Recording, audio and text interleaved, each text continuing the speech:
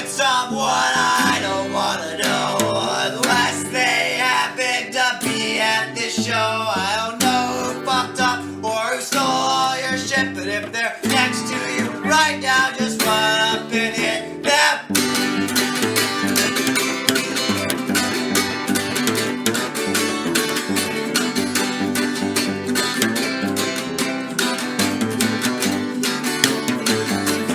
Fuck that crazy bitch, man, I wish she had died. With my best friend prevented her from suicide. I don't know what's fucked up or what's wrong that I did. You're a grown-up adult getting mad at a kid, so let's bounce down the hatchet and bring it. Wow, if you got something with me, fight me right now.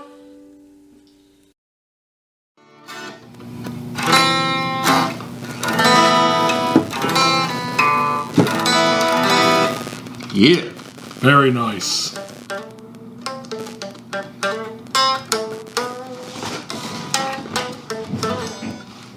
Hello everyone, welcome to Let's Argue, where I, Anthony Fantano, the best teeth in the game, takes your unsolicited tweets and opinions, and we do shit with them. Let's go! Hot damn. Okay, I'm kidding. Welcome to the Garret Schuelke podcast. I'm your host, Garret Schuelke, and we are joined by a special guest today. He was a sessions musician who's most well known for playing with Rob Zombie and Marilyn Manson. In fact, you may know him because Marilyn Manson kicked his fucking head in one time on stage. Everyone, John 5. Hello. John 5, how are you doing? Fantastically. I like your hat, John 5. Thank you. It's felt. Yeah, I must say, you really changed from your Marilyn Manson days. Probably. I shaved my head. Yeah, and now you're like doing country now. Quite a big change from like alternative metal and industrial. Quite a bit different these days. Oh shit, John 5's gone. Thank you, John 5. Now we have the guy from Blues Traveler here. Oh no, John Popper is my name. Hi, John Popper. How are you doing? Oh, I'd be better with a harmonica. Thank you, that white guy with harmonica. Don't I have harmonicas here yet? Oh. No, John Popper from Blues Traveler. What are you doing? Oh shit, he's bringing out the harmonicas. Round, why you wanna give me a round and round? It's a good thing I'm a product photographer and I recently had harmonicas to photograph. We're kidding, folks. We're just starting out something different. You're kidding. No, you're kidding too. Stop. Actually, we're joined today by the ever-lovable Zach Elmblad. As we said again, this is the Garret Schuelke podcast. And, I forgot to note this last time that you and I talked, but, yeah, you know that this show is past 50 episodes now? Oh, that's crazy. Yeah, forgot to fucking note that. Probably should have. Which one was episode 50? I gotta take a look. I think it was actually with Jean-Paul Zederman of Beep Beep Lettuce. Then I noticed, I'm like, oh shit, oh fuck, I'm at 50 episodes now. There you go. You gotta do something for episode 69. Nice. Nice. So anyway, yeah, we're back here in Kalamazoo, Park Trade Center, Elmblad Media Group. Zach, how you doing? Good. Yeah, it's Sunday. Sunday. Yep. It's the day of rest. That's why we're working. Sunday at the Kalamazoo Fairgrounds. It is Five Finger Death Punch. Right. That's right, Five Finger Death Punch at the Kalamazoo State Fair. Opening for them, Conrad Twitty Band. Opening for Five Finger Death Punch. Whoa. And afterwards, it's fucking monster truck rally with Bigfoot. Wasn't Five Finger Death Punch in the news recently? Didn't the front man say some dumb shit? I feel like probably did. The last time I heard them was 2020 at the start of the pandemic.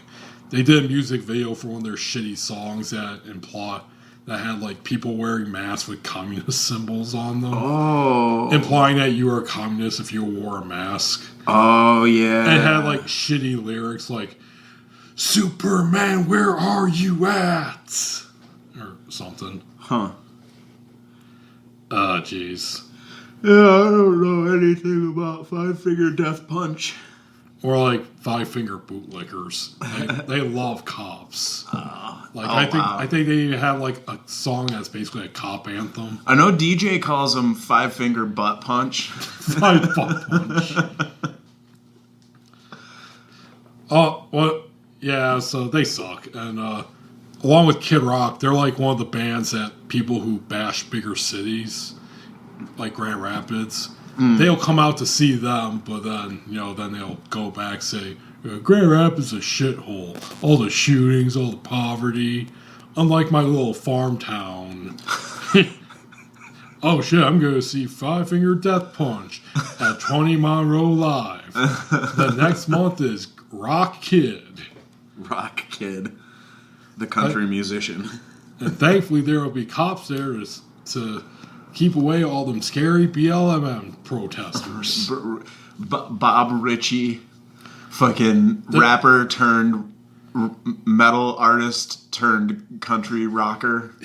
Dude, that's the thing, Kid Rock. I actually do like him as a rapper. I thought he was good. Not like Eminem level, but still good. He had his own style. Yeah. I did like him, like some of his metal stuff. Twisted Brown Trucker Band. That's what made Brown Kid Rock Trucker. What was the drummer's name? Uncle Cracker? No. That was the DJ. The drummer was it was a woman, a female drummer. She was fucking good. I don't remember her name. But she was like really, really way more talented than that band ever would have let her show. Yeah, the only two members I remember are Uncle Cracker, who did that Follow Me song, and then that midget dude Joe C. Yeah, Joe C. Oh, God. When I saw Kid Rock in 98 or 99, Joe C was definitely Oh, yeah, folks. We were talking about numerous stuff. Yeah, we were talking about nostalgic late 90s concert experiences, me as a teenager. Yeah, and Zach, being the lucky fellow that he is, yeah. He saw the 1999 Family Values tour. Yeah. I am incensed because I would have loved to have been there. It was a hell of a time to be... How old was I? I was 15 in 1990. No, I was 14 in 1999. So yeah, it was a hell of a time to be 14 years old and seeing that's back when things were still mysterious, right? Like you saw all these guys on MTV, and there was no Twitter feeds for you to find out. Like the only way that you would find out about what the musicians were up to was like interviews in Guitar World, interviews in this or thing. You join their fan club. Or you join the fan club, or you go to their website for an update once a month. Their fucking GeoCities website. Oh, God. Oh, man. That it was such a crazy time. Like, all those things were just sold to you, all Flip Interscope and all the record companies were just jamming that shit down your throat. Fucking, what was that show Carson Daly hosted on MTV? Total Request Live. Yeah, Total Request Live, dude. I remember that. Korn's Freak on a Leash was I think the longest vid that they had on there. Makes they sense, had to dude. retire it. I was so far in that demographic, dude. That's where I bought all of my music, was off of who I was seeing there, the hard rock acts anyway. Who else was at that, Crazy Town and Come my lady. Right, Come my lady. System of a Down and oh wait, we write on the wiki they had disagreement with Limp Bizkit, and Limp Bizkit had them booed off. Well, yeah, I mean, Crazy Town wasn't on Family Values 99. It was Stained, Filter, Crystal Method, Korn, and Limp Bizkit. Power Man 5000. That was with Kid Rock. Oh, okay. Yeah, it was a good year for concerts, man. Kid Rock with Buck Cherry as the middle act and Power Man 5000 as the opening act. Sorry, should have been the other way around. Yeah, sorry, Zoomers. This was back when music was good. I don't know if I'd say that, man. Come on, we just watched When Worlds Collide by Power Man 5000. You know what's crazy? And Rob Zombie's brother is literally singing while shooting lasers out of his hands. Dude, that's good shit. Like, what's crazy to think about is that that's basically classic rock now. Like, in 1999, when I was seeing those shows, like, that would have been, like, 20 years previous to that would have been the summer of 1979. So that's, like, when punk was coming out. Like, Bohemian Rhapsody probably would have been on the radio, and, like, some Yes tracks. So, like, what the fuck was on the radio in 79 that was not disco and not, like, the beginning of new wave or Rush. punk? Yeah, Rush, sure. Actually, punk was... Genesis. Yeah, actually, punk was in part a response to a lot of that shit. Yeah, because exactly. It's like, wow, a 10-minute song with 7-minute solo. I guess, like, Ziggy Stardust and the Spiders from Mars, would that be a 79 album? Or, like, Deep Purple would have been going on. Like, so all of those classic rock bands that we're talking, you know, The Who and shit, like, all those guys were on tour in 1979. So, like, if we talk about now in maybe 2019 or 2022, like, think about bands that I saw in 2002. God, who would I have gone to see a show? Like, Dream Theater in 2002. Who else would I have gone to see? Man, that was... I saw Modest Mouse in 2002 at the intersection in Grand Rapids on the Moon and Antarctica tour. I mean, Dream Theater and Modest Mouse. You already at this time, you've had a way advanced musical repertoire than I did. That might have been the first time I saw Opeth as well. That would have been Deliverance Damnation, I think. It was 2001. Probably no. I don't know. That one. I can't remember the first time I saw Opeth. I know for sure I saw them in 04 and 05. Maybe just 05. I'm not sure. Yeah. Man, 20 years. It's fucking crazy. Yeah, 20 years. 2002 was 20 years ago. I was a junior in high school. Oh, I probably saw Green Day a couple times that year. Oh, yeah, that was the tour. Jimmy Eat World and Weezer and Tenacious D. Actually, Jimmy Eat World are currently celebrating the 20th anniversary of their self-titled album. Yep. Which was timing tracks. Which was supposed to be Bleed American, but then 9/11 happened. I think a band called Sugar Cult played on that tour. Cult.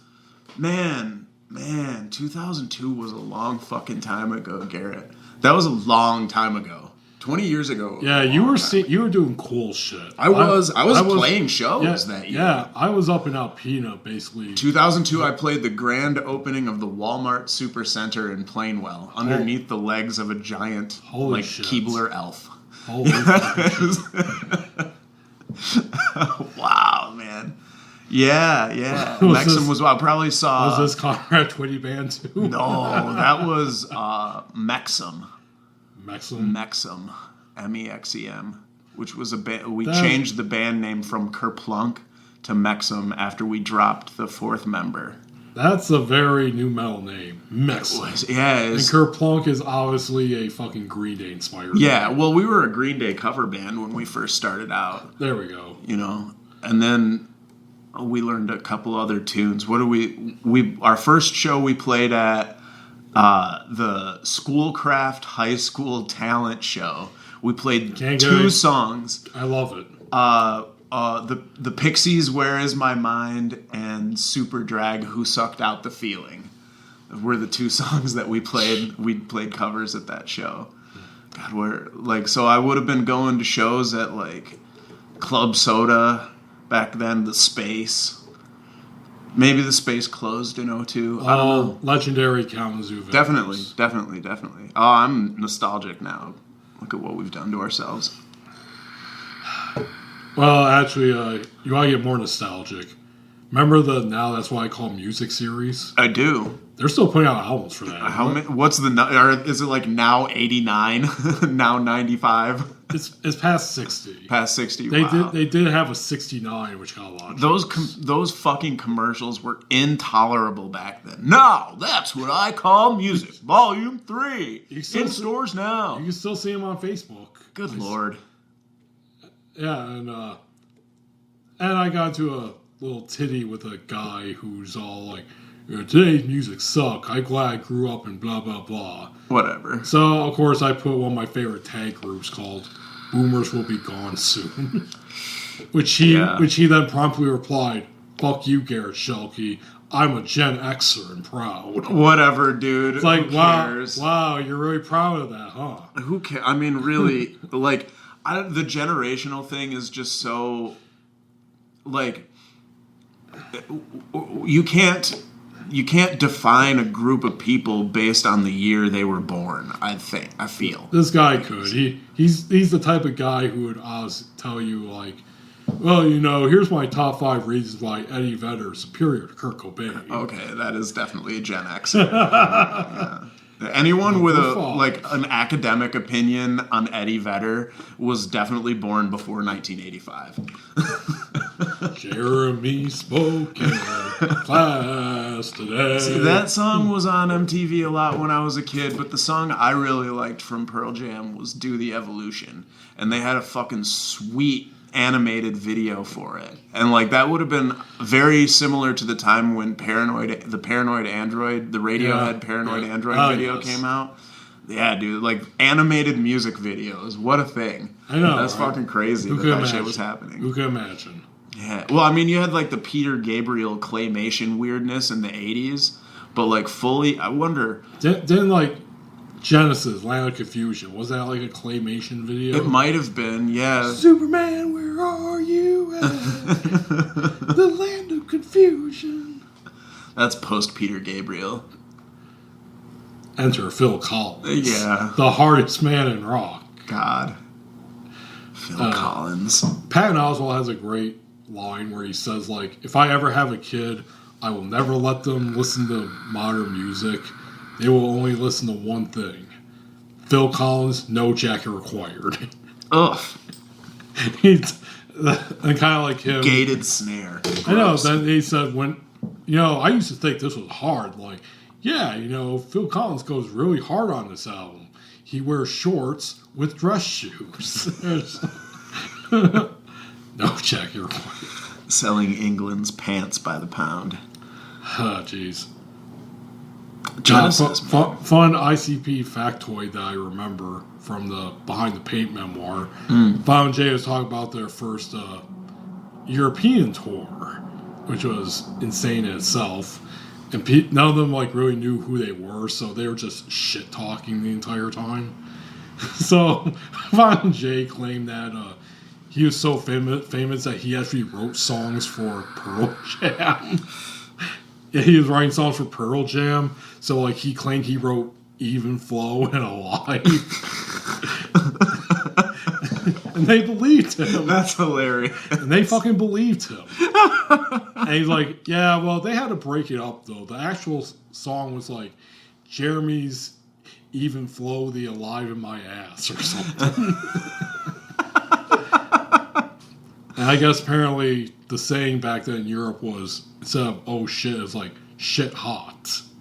Like, oh shit hot, for real? Huh.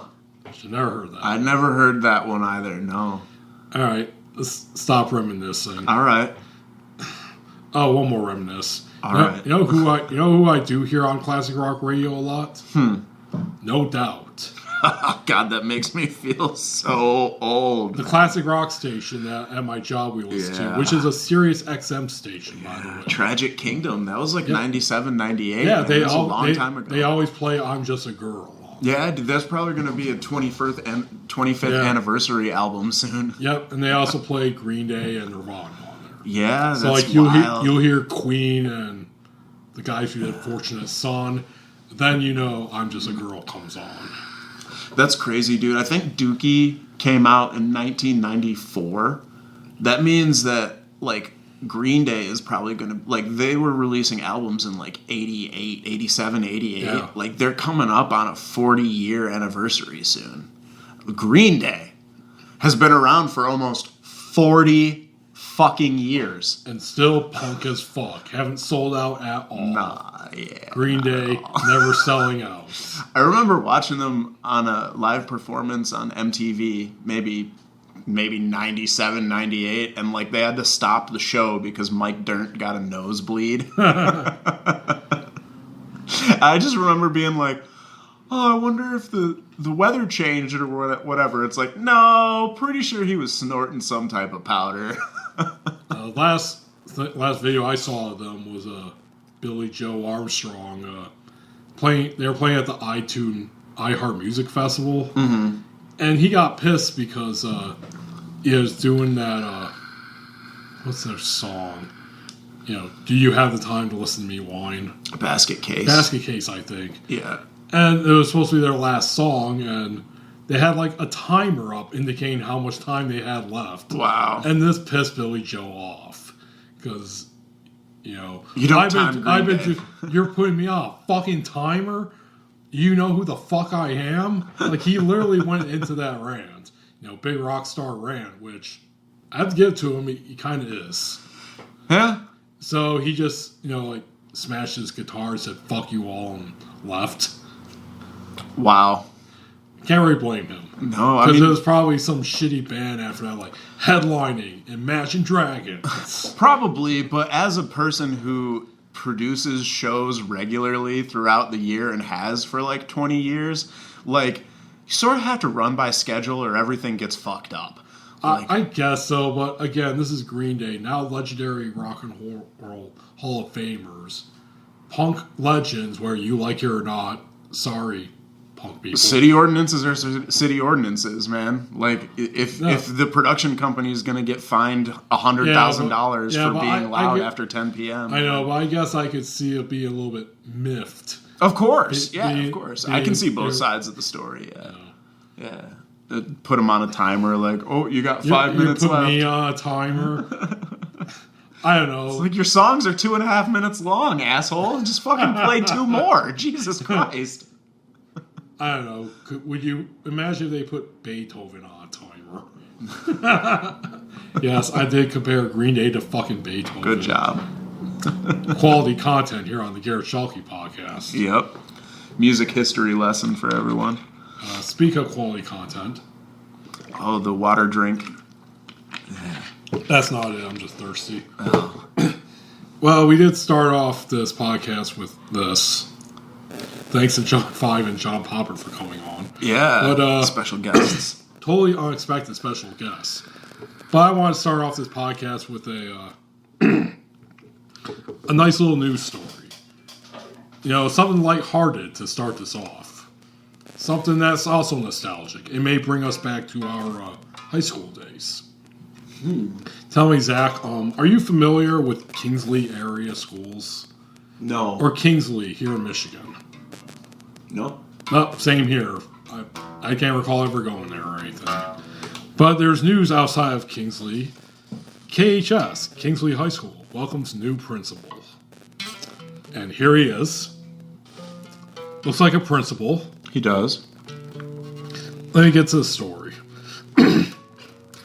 Kingsley Schools is excited. Okay, you know what? Let's just. I just ruined it, but the thing is about this story is his name. What is his name? You want to take a guess what his name is? Kingsley? No, it's better. Alright, here's what he says. What attracted me to Kingsley is its high academic standards. The staff is getting kids ready to compete. I am a firm believer that when you set high standards, kids will come up and reach it. I can't speak enough of that because I believe nothing should be average. There you go. Mm-hmm. Here's the story. Kingsley School is excited to welcome Chris Rapes as the new principal of Kingsley High School. Principal Rapes says he's excited to introduce himself to the community. Change your name, dude. No. It's like being named Dick Butts. It gets better. The biggest elf in the room is my last name. Having always wanted to be in education, it's not the greatest last name, he said. Here we go. Rapes is pronounced Ray-Pess. As in RAY-PESS. So, Principal Chris Ray-Pess.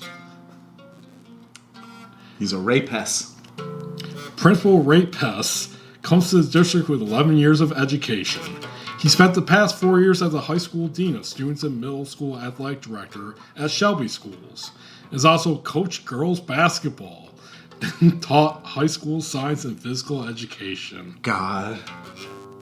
He says he loves the tight-knit feel of the Kingsley community and hopes to foster that feeling through meaningful relationships with families, students, and staff by being enthusiastically available for conversations big and small. Wow. And here's a picture of him saying, "Get to know Principal Chris Rapes." Change your name, man. And there's... Oh, and let's see. Here's some facts. Hobbies of Principal Chris Rapes. Snowmobiling, skiing, hiking. It's nice to be able to just slow down and enjoy things. Everything is so fast, says Principal Rapes. Favorite food, breakfast. Education, Grand Valley University. Cornerstone University. Fun fact, he played trumpet in high school. Currently, he's working on his private pilot's license. As for pets, he's got 1 horse, 1 dog, plus a few bears that visit his property. Bears. So, tell me, Zach, back when you were in high school, did you have a teacher whose name you made fun of? Yeah, Hervé Dardis was my fucking principal's name. Hervé Dardis. Hervé Dardis. Hervé Dardis. And on his birthday every year, they played Margaritaville. So it was his favorite song on the intercom in the morning. Honestly, I remember a lot of weird teachers, but I can't remember any of them having weird names that we made fun of, though. I can't remember that, so... What else? Did I have any other teachers that we made fun of? I had a trigonometry teacher named Ustindi. My 7th grade language arts teacher, her last name was Tomas. We called her Tomas. But like, as in like massive toes, like Tomas. You have lots of toe mass. What else? I don't think so. I had a old Franciscan brother. Like what do they call it? Monk? Yeah, a monk? Yeah, Catholic monk. Yeah, Catholic monk taught me Latin. His name was Julius Redmond, and Is he related to the rapper Redman? He fucking hated me so much, dude. Like, it got to the point where, like, if I woke up in class, like, he would prefer that I slept through the whole class. And if I woke up, he would throw the chalkboard eraser at me and ask who rattled my cage. Wait, why would they throw it at the person who rattled the cage, though? I don't know. It's not your fault for waking up. Right, exactly. I don't know. Or no, it wasn't Julius Redmond. It was Cornelius Redmond. God, it gets worse. Cornelius was his name. That fucking guy, dude. I didn't learn any Latin. Like, that's for sure. I did not learn any Latin. And then, like, we had like big old CRT TVs in the corner of the room, and I went to Radio Shack one day and bought a universal remote and programmed it so that I could control those TVs. And so, that was back in the day of like aerial television broadcast. So it wasn't digital. It was a signal that you could get. So like any TV, you just go to the channels, and there was like 4 or 5 channels that you could watch.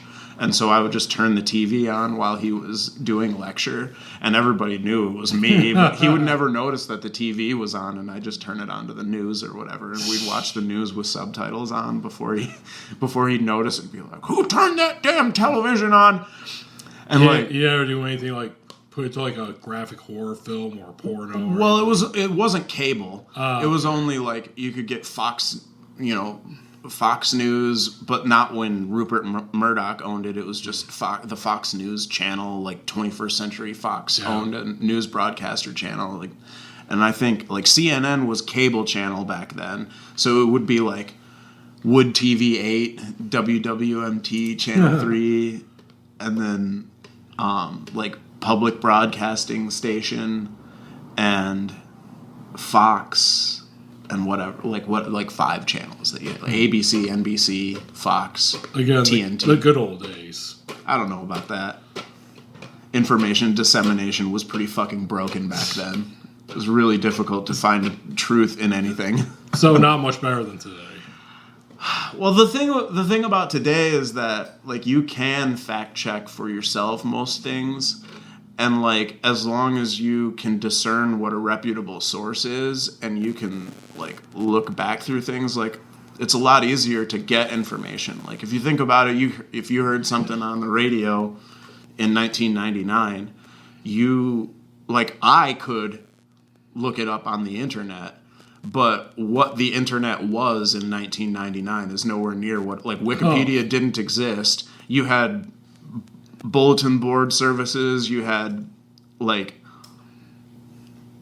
alt.woodworking.net or whatever. Like, and you had MIRC chats that were topical, but like you couldn't just like Google something. Like Google didn't. That was like 2003 or something, 2002. Yeah, but you could go to Ask Jeeves. So. Ask Jeeves or Alta Vista or Jeeves. Web Crawler. Like there was definitely meta search going on in like 98, 99, but like there wasn't a vast repository of information on the internet for you, and like there wasn't a lot of like people trolling and shit, but there was just a lot of like factually incorrect rumor stuff. It depends on where you went. Dude, trolling hadn't... I guess it depends on where you went, but like trolling in 1999 would have been like people spamming AOL chat rooms. Yeah. It wasn't the same as what it is Well, now. more trolling was back then. It was more like you're on some weird chat board and someone starts posting stuff from the Anarchist Cookbook. Yep. Then you try That it, would have been me. and you blow yourself up. And they're like, "Ha ha! I got you. I put in the wrong ingredients, so you could blow yourself up." Yeah, I don't know about that. We definitely had the Anarchist Cookbook. Oh, come on. Who hasn't? Right, but did you have it in a text file on a 3.5-inch floppy disk? No, I didn't. No, I did not. But I almost did purchase the copy that was available at Michigan News Agency when I first moved here in 2009. Was that the reprint? Probably. Yeah. It was behind the counter. It's significantly redacted from what it would have been in the 1970s. I know, but it's all outdated garbage. Half of it didn't work anymore. Yeah, it's like put super glue in locks and stuff. Yeah, it's, that actually works. well, of course it does. That works. Most of the bomb stuff, you probably, if you don't fuck it up, it doesn't work. Right, yeah, well, we tried the match head in a tennis ball thing, and that kind of worked.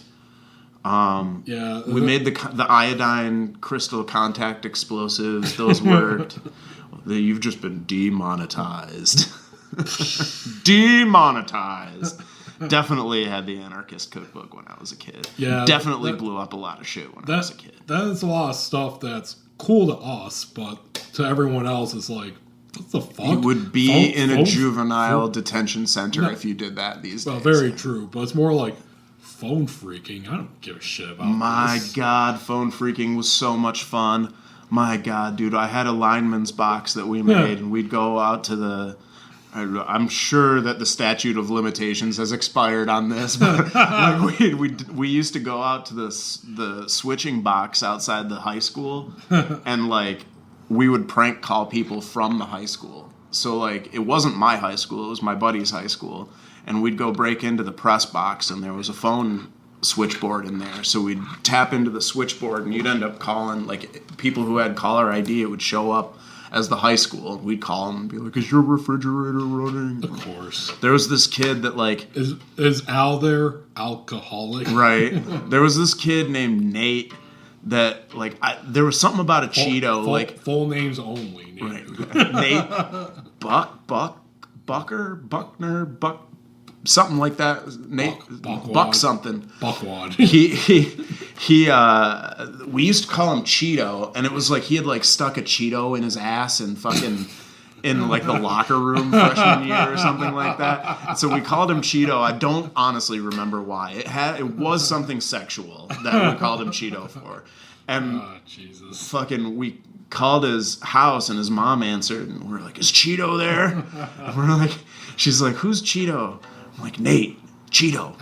And she's like, yeah, he's right here. And he called, hi, blah, blah, blah, whatever you'd say. Like, and we're like, haha, Cheeto. And then hung up the fucking phone. I'm like, stupid ass shit, man. It was one time. There was a bar down the road called Gio's.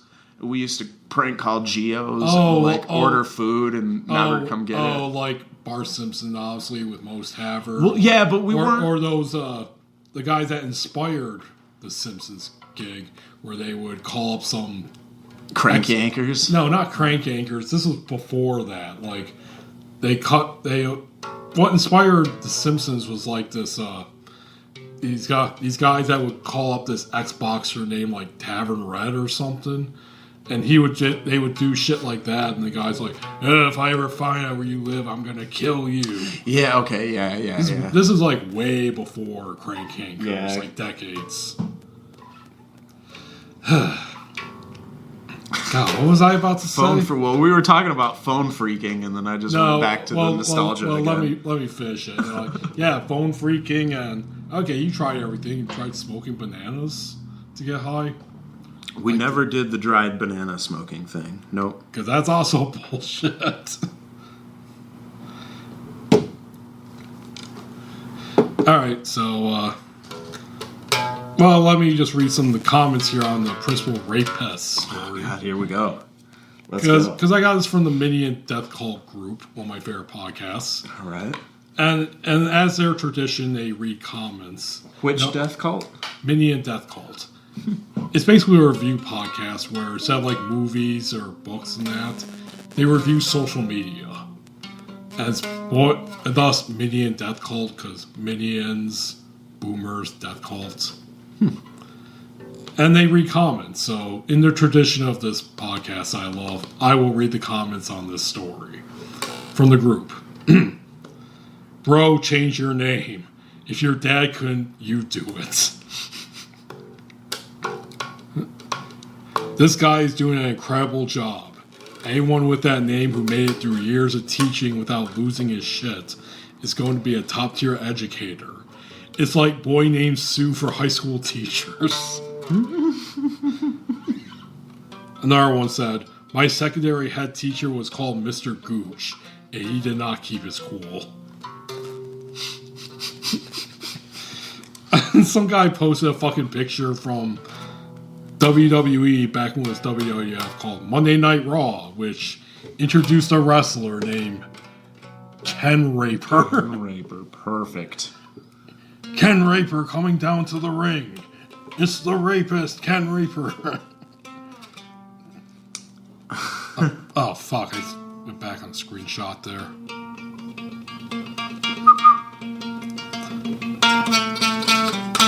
Let's see. My favorite one.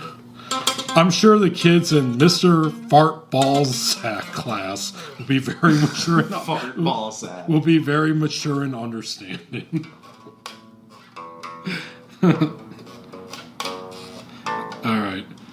So, okay, that's the secondary way to start this podcast. We here at the Garret Schuelke podcast wish Principal Rapist all the best in his endeavors. Yeah, man. It looks like he's beginning a promising career. Hope he gets exactly what he wants out of life. Oh, God. No, he actually seems like a nice guy, not a sex offender, despite the name. He looks young. Looks like he's in his early 20s. Yep. They just keep getting younger, Zach.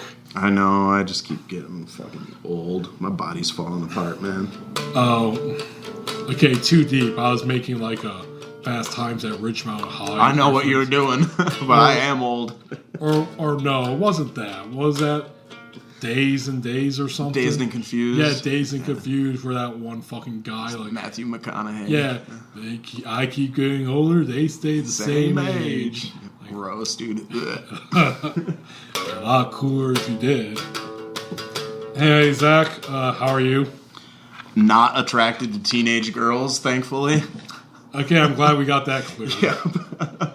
I'm doing all right, man. It's just another summer in the life. Working. Yep. Tomorrow's gonna be August, I believe. So. Son of a bitch, yeah. Got a doctor's appointment. Oh, you do. On the topic of being old. Yep.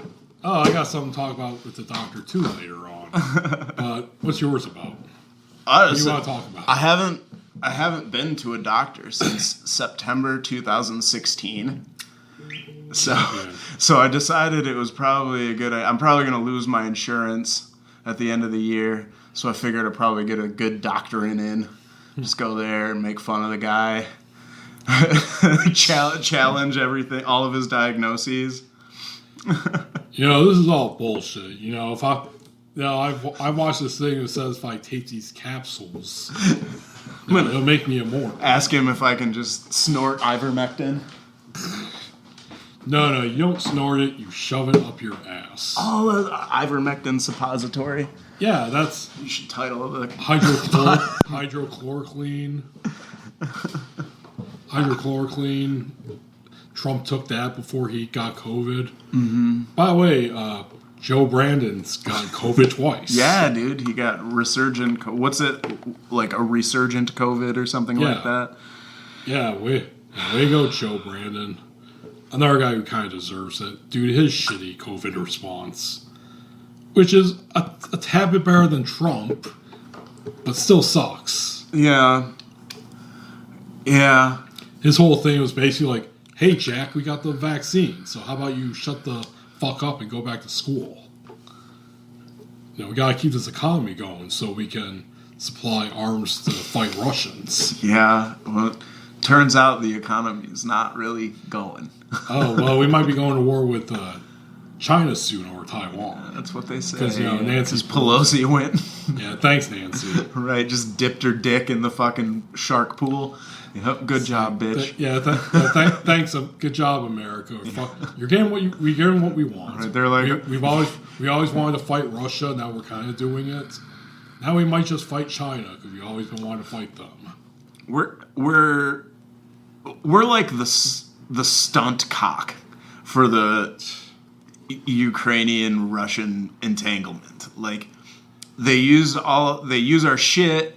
They use our drones, they use our missiles, they use our tech, but we don't go there because if we did, it'd be like, nuclear war, probably. Yeah, very likely. But what's crazy is like, you could like throw a rock from Alaska to Russia, so it's like we're real close. Yeah, Sarah Palin could see it outside her window. Remember?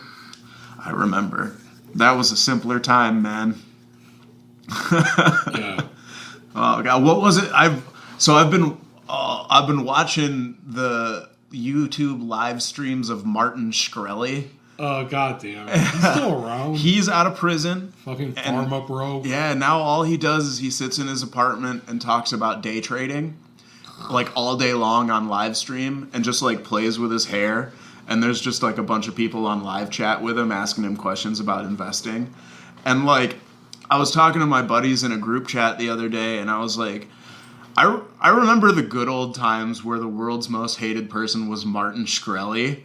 And it's like now Martin Shkreli is just a fucking, basically a stonks podcaster. Like, it's just so fucking crazy, man. Like, the world has moved on. Like, Julian Assange is still in prison. Yeah, like, he's rotting in prison. He's Edward Snowden, still in Russia. Yeah. Surprised he's still alive. There's got to be a reason he's still alive. Or he may be dead and we're all faking it. Could be. I don't know. He still appears on... He's like the CEO of an international web security company. Like, Julian Assange is really the tragedy there, I think. Yeah, and they'll probably bring him to the U.S., give a fucking kangaroo court. Very likely he's... Yeah. Probably won't execute him, but just throw him in prison, get basically his shit rocked in his entire life. It was just as he said it would be, though, right? Like, as soon as he was arrested in the UK, it was like immediately talks about extradition were brought. Like he couldn't go to Sweden because he'd be extradited to the US. He couldn't go back to Australia because he'd be extradited to the US. He couldn't go basically anywhere. Any Western nation outside of Russia he couldn't go. Mm-hmm. And like I'm sure that there's reasons he couldn't go to Russia. That's what he ended up choosing. What was it? Actually, Costa Rica? No. Yeah, I don't think he chose Russia. Like he was going to go, somewhere like Costa Rica, but then his visa got canceled. It's like, oh shit, I'm stuck here. Yeah. And Putin welcomed him with open arms. Oh, you're talking about Snowden. Oh, Snowden. God damn it. Assange was in... My bad. What was the embassy that he was Ecuadorian in? Ecuadorian embassy, that's right. That's something when I went to London in 2019, I forgot to go to. I had it on my list of just places. to see if he could, see him through the window? No, he was in prison. Was he already? Yeah, but I just wanted to see it anyway. Sure. God, man, it's so crazy to think that, he just published documents, and then, the weird Swedish rape allegations that were then taken away. He's just wanted by the U.S. government for literally just releasing documents. It's I know. Crazy. I know. How dare this guy release documents and footage of American military just murking civilians. Just war criming. War criming here, war criming there. Yeah, killing civilians, fucking murking journalists. Wiping their taint all over fucking Afghanistan and Iraq simultaneously for 20 years straight. Yeah. Dude, years ago when, they were in the heat of, the drama of him at the Ecuador embassy, they were talking about his eccentric life there and all that. Do you remember when he had... Oh, speaking of Russia, though, do you remember when he had a show on RT? No, I didn't. Oh, my God, dude. RT back in, this would have been pre-Sandy Hook, Alex Jones days. There was a lot of similar hosts. Max Kaiser, the Bitcoin guy, and his wife did a economics show about cryptocurrency in 2013 or something on RT, and then Julian Assange had a show about whistleblowing and that basically effectively the actual information war, not Alex Jones's info war, but the real one. And he had a show about that took place inside the Ecuadorian embassy. And I forgot about that time in life where a lot of the underground internet-based news was coming from. This was at the beginning, Rachel Maddow and when she was good, when she was podcasting, when it was her very first couple of years on MSNBC, she podcasted the shows on iTunes, and then that. What was the name? What was the name of the? It was not Chris Matthews. It was another guy. Keith Olbermann? Yeah, he's the one. Yeah. And that would have been around the time of the election of Obama, I think. 08. Yeah. Man, just such a deal. I lived on Maple Street, and we pirated the internet connection from the leather shop next door. Nice. And so this was still back in the day when I had pirated Windows XP on my shitty fucking Toshiba laptop or whatever. Toshiba, you said? Yeah, me and Kenny back in the day, man. When 3 Mile Island was going strong. 08, that's we were playing shows every other weekend in 08. 3 Mile Island, the legendary band. I tried to book it. You tried. That was after. But then you did not. Then you said no, which is a good idea on your part because the show I wanted to book you on was fucking atrocious. Mm-hmm. Yeah, well, I wanted to do it. It was Kenny that couldn't. I think he was in Kentucky at that time when you contacted me. It was right as we were breaking up. Our last show was at the Red Room in August of 2012, I want to say. It was probably our last show. That was 10 years ago. Fuck! That was 10 years ago, man. Wow. Was that one song on the radio? Once I was 7 years old. Oh. My daddy told me. Once it was 10 years ago, and I broke up with my band, and we went play Garret's shitty basement shows. People still do that in the Vine. Like, there's still house venues. I know. I've heard of them, but yeah, it's people I don't know, and I'm 35 now, and one good thing about Grand Rapids, plenty of venues. Yeah. Hell, I went to a free punk show last night at Speciation Cellars, which is like less than 5 minutes away from me. Nice, less than 5 minute walk, and they're mostly known for doing like metal shows. So this is different. Yeah, man. Wow, everything's different. Like, even, man, like, 2012, I did not have an internet-capable cell phone. I was... Same. Yeah, one of my computers was running Linux. The other one was running bootleg Windows XP. And, like, we were recording on pirated software and free software. Fucking, dude, we had, like, clips in our backtracks for the 3 Mile Island performances of, like, Muammar Gaddafi and fucking Alex Jones and shit. Like, we used to have Alex Jones talking in our show. This was back when he was cool. It was quote-unquote cool. He was edgy. Like, it would have been, like, post his involvement with the Loose Change documentary guy, and then this is when he was chasing around Bilderberg Group with a fucking bullhorn. Yeah. Like that. It was, or he was at the G4 summit in Toronto. There was a couple of them around that time, things that he was taking part in that, like, it was not lunacy, you know? God. Like, he was on something. Yeah, it was. Onto something. It was a different lunacy. A different level of lunacy, and one that had traction and enough meat to bite on, you know? It was stuff that people could believe in, no matter how crazy it was, and you didn't feel guilty about it. Yeah, well, Ben Bernanke and the Federal Reserve were doing all sorts of fucked up shit after the 2008 financial crisis. Oh, yeah, they totally are. But. Yeah, and then what else was happening? Like, the Bilderberg thing was real. Like, all of those guys were meeting up in secret, you know, not publishing their notes, and it was like... Actually, it was worse than that. You didn't know the contents, honestly, but... You knew they were meeting because they would always publicize it. So yeah. They were kind of like shoving it into your face. Kind of, especially at that time. The richest people in the world, the ones who basically rule everything, are meeting right now. No, we're not going to tell you what they're talking about, but they're meeting. Right. And then when you hear Alex screaming about the global elite in 2010, it made a lot of sense. You know?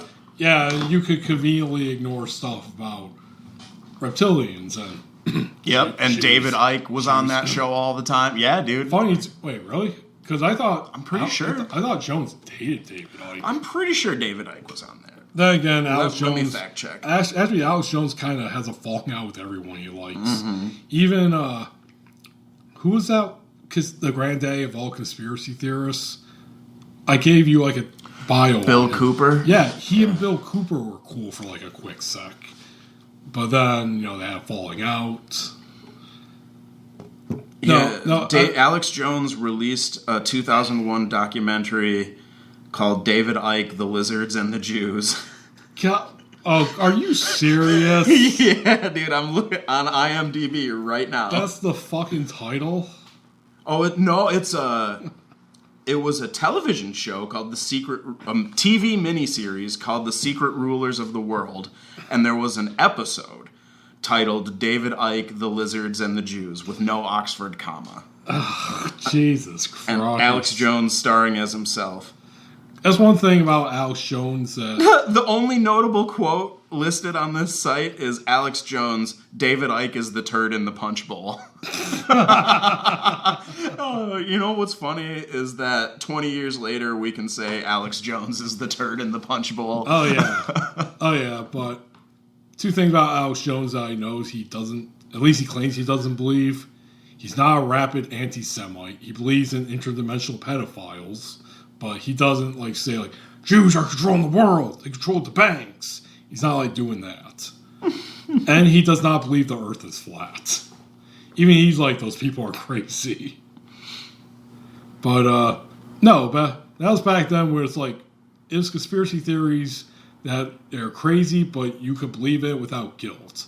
Then Alex Jones went up and said, those dead kids are faking it. And it's like, okay, stop. Like, I couldn't turn it off fast enough when that shit happened. Like, I literally, we've talked about it long before his fucking court cases. Like, that's when I had to, I just couldn't turn it on and enjoy what I was hearing anymore. I'm like, this is fucking crazy, dude. Yeah, it turns out that, saying dead kids are faking it or they're actors is like... The crisis actor thing. Yeah, it turns out people aren't successful to that. They're kind of a little bit icky believing that. Yeah. Gerald Celente. It's like, okay, I could believe JFK Jr. faked his death to take on the deep state, but I don't think my neighbor's kid who got blown away by a shooter is faking it. I don't believe that. No, man. No. No. You can't be fucking with that.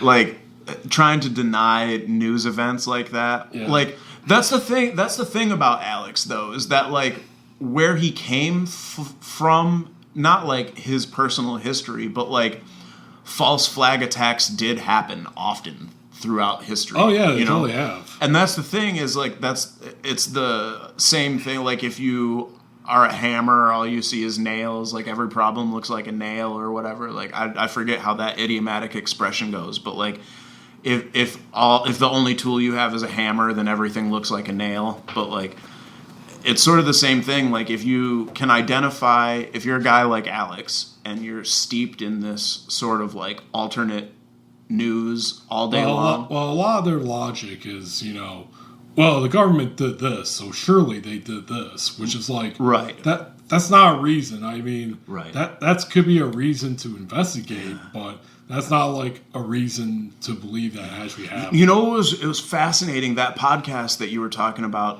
Knowledge Fight. They did an episode going back to his broadcasts from September 11th, 2001. Oh yeah, and it was fucking crazy how it was like planes hit the World Trade Center. Next thing you know, he's got like his buddy in New York and he's claiming he's a structural engineer, but he wasn't. Like he had like one engineering class or something. It was that was insane, along with the new millennium, New Year's 1999 was insane. He was claiming that Vladimir Putin was like fucking with our power generators, I think. And of course, the January 6th insurrection. Yep. I think they have a clip where he says like, patriots have taken over the government. That's not what happened. Yeah. A bunch of fucking criminals smash cops in the face with sharpened flagpoles. Yeah, fucking white trash business owners. Yeah, dude. Actually, one of them who's running for governor right now, who lives in Kent County, he's going to trial right now for that. They have video of him fucking shit up. It's like, it's just a ploy, keep me from being governor of Michigan. No, man. Ryan Kelly, I think his name is. I don't know his name. Big Gretch. I don't know. He's some fucking Republican dweeb. And, it's about the same bullshit that you see all the time. Loves Trump, blah, blah, blah. Yeah. And there's video and pictures of him just fucking shit up with a big grin on his face at the Capitol. He's like, oh, that's not me. That's clearly him. The poor GOP. What? Poor GOP? Yeah, well, I mean, dude, that's the party of Lincoln. Like, there's so many... There was a lot of good Republicans before the modern era. Like, it wasn't awful. I guess you have to... There are various degrees of awful. Everything's awful. I mean, and going as far back as Abe Lincoln, it's like, oof. It's almost like parties change, and sometimes not for the better. Well, yeah, they didn't. Can you imagine? Can you imagine if they put Lincoln in today's world? I don't know. He had a good hat. Had a good hat. He was really excellent tall. Facial hair, hipster facial hair, even. Very fucking tall. Yeah. He kind of looked like Slender Man. Yeah, he wanted to free the slaves, but actually more so, he wanted to send black people back to Africa. I guess I missed that part. yeah, that was like his plan. He's like, listen, I want to free them, but what if we just send them all back and make America all white? Yeah, not the tone I'm looking for. Yeah, I'm generally pretty pro-immigrant. I mean, God damn it. History's complicated.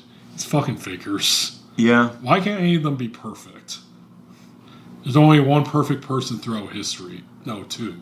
Mr. Rogers and Bob Ross. Yeah. None of them have any skeletons in their closets. Mr. Rogers was a good dude. Yeah. You really, you just can't dive down and fight. I think the most scandalous thing he ever did was flip off a camera. I thought that. Oh, God. There's probably going to be something down the line. I don't think so, man. I think he's 100% pure. There's going to be, some court expiration, and it'll reveal that he's, he really was Mr. McFeely. Yeah. Yeah, or, I don't know, he was actually, a serial killer due to MK Ultra. Right, he's the Zodiac. Fred Rogers was the Zodiac. He's the Zodiac. He was, he went through MK Ultra. He's the real Bay Area Strangler. He was the real Unabomber. Ted Kaczynski is innocent. Oh man, he did 9/11. Man, weren't we talking about Insane Clown Posse an hour ago? Maybe 40 minutes ago. You know what? There's been a lot of intro, a lot of nonsense. I believe it's time for a commercial break. All right. We'll be right back. Hi there. My name is Ghislaine Maxwell. And it's got some good news for all my fans out there. Stop that, Sully. Good news is that I, Ghislaine Maxwell, am now in a regular prison here in Florida. Yes, it's been good. I went through the trial, and it was bullshit. I'm completely innocent. But hey, things have gotten better because I'm in a regular prison. I can watch TV. I can interact with housemates. My cellmate here can play guitar. It's great. And you know what else I can do now that I'm here in regular prison? I can finally... Stop that, Sully. I, Ghislaine Maxwell, can finally once again listen to the Garret Schuelke podcast. Yes, it's been very hard for me not listening to #PowerfulGSP while on trial for assisting one of the greatest pedophiles of all time. It would have been better if I could have listened to the Garret Schuelke podcast and hear him fucking interview all the great artists and musicians and podcasters on the various platforms like Anchor and Spotify and iTunes and YouTube. And even better, I can follow them on Twitter again at Schuelke Podcast. Yes, thank you. My Sally just keeps on playing such great music, and I'm just waiting now for the next episode of the Garret Schuelke Podcast to come on. So I'm going to go play in the prison band and might even have some prison sex. This is Ghislaine Maxwell signing out, telling you to listen to the Garret Schuelke Podcast, wherever you listen to podcasts. Bye-bye. Okay, we are back. What does that say on your guitar there? Hello, Seven? Hello, my name is Sven. Sven. Yeah, I used to go by Sven. Oh, God damn it. Was this during your black metal days? My punk days, yeah. This electric bass was purchased in 1997, and I played it in Kerplunk and Mexham. And it used to have stickers all over it, but I removed them a couple of years ago. I couldn't get rid of this one, though, because I don't even remember where we were. I think we were at a show of some kind. We ended up putting these name tags on, and I used to have a CIA hat, And I used to tell people it stood for the Culinary Institute of America, and that I was a Swedish immigrant named Sven, and I was here to study at the CIA. God damn it. People fucking... Dude, for a couple of years after that, people would see me in public and be like, Sven! And I'd be like, who the fuck are you? Well, that was done. Now these days you wear your FBI shirt, which FBI stands for full-blooded Italian. Federal booty inspector. That was then. This is now. Full-blooded Italian, because it's cool to make fun of Italians and be racist towards them. I don't like racism. Unless it's against Italians. That's pretty cool. Or the Irish. Yeah, them too. As someone who's Irish, I blame my Irish heritage for being the fucking drunk loser that I am. I was watching this book review. I think that there was a book called How the Irish Became White. Oh, yeah, I've heard of that, actually. It's wild. No, it's very good, actually. Yeah. And it's quite fascinating. I think the long short of it is that, more black people started moving up north due to Jim Crow laws. Mm-hmm. And this pissed off many of the waspy white people, white Protestant Anglo-Saxons. They're like, okay, holy shit, all these black people are moving up here. We don't like that. Oh, hey, Irish people, I know we still hate you, but you're white now, by the way. Hey, would you like to take positions in society that will make you legitimate, like being police? Here you go. Here you go, Officer O'Malley. Now go bust those heads of those people who want to sit anywhere they want on the bus. Dude, racism's so dumb. Yeah. But you know what's not dumb, though? Well, it's dumb, and it's almost as bad. It's almost as bad as racism. Actually, I think it might just be as bad. The state of Indiana. Rust Belt. Yep, and you and I both had our adventures in the Hoosier State this month. You want to talk about that? Sure, let's talk about Indiana. Let's rock, paper, scissors, see who has to go first. All right, rock, paper, scissors, throw. Okay, let's do that again. Rock, paper, scissors, throw. Rock, paper, scissors, throw. Gotcha. Wait, do Paper I go? covers rock, bro. Okay, I go first then. Okay. Wait. God damn it. Fuck it, I'll go first. I won, and I choose you to go first. Okay, fair enough. Okay, we both had our adventures in the Hoosier State this month. And I decided to finally, after 20 years, return to Indianapolis. You see, I originally went to Indianapolis back in 2003, my first year of high school, because I belonged back then to a club called Key Club. Key Club. You ever heard of it? Yeah, you do an entire kilogram of some type of powdered substance once a month. Just all get together and do a key. No. How awesome would that be, though? I mean, No, probably die. Well, you've heard of Kiwanis, though, right? Kiwanis clubs? Kiwanis, I've heard of. Yeah, it's a service organization. And basically, Key Club is the high school equivalent of that.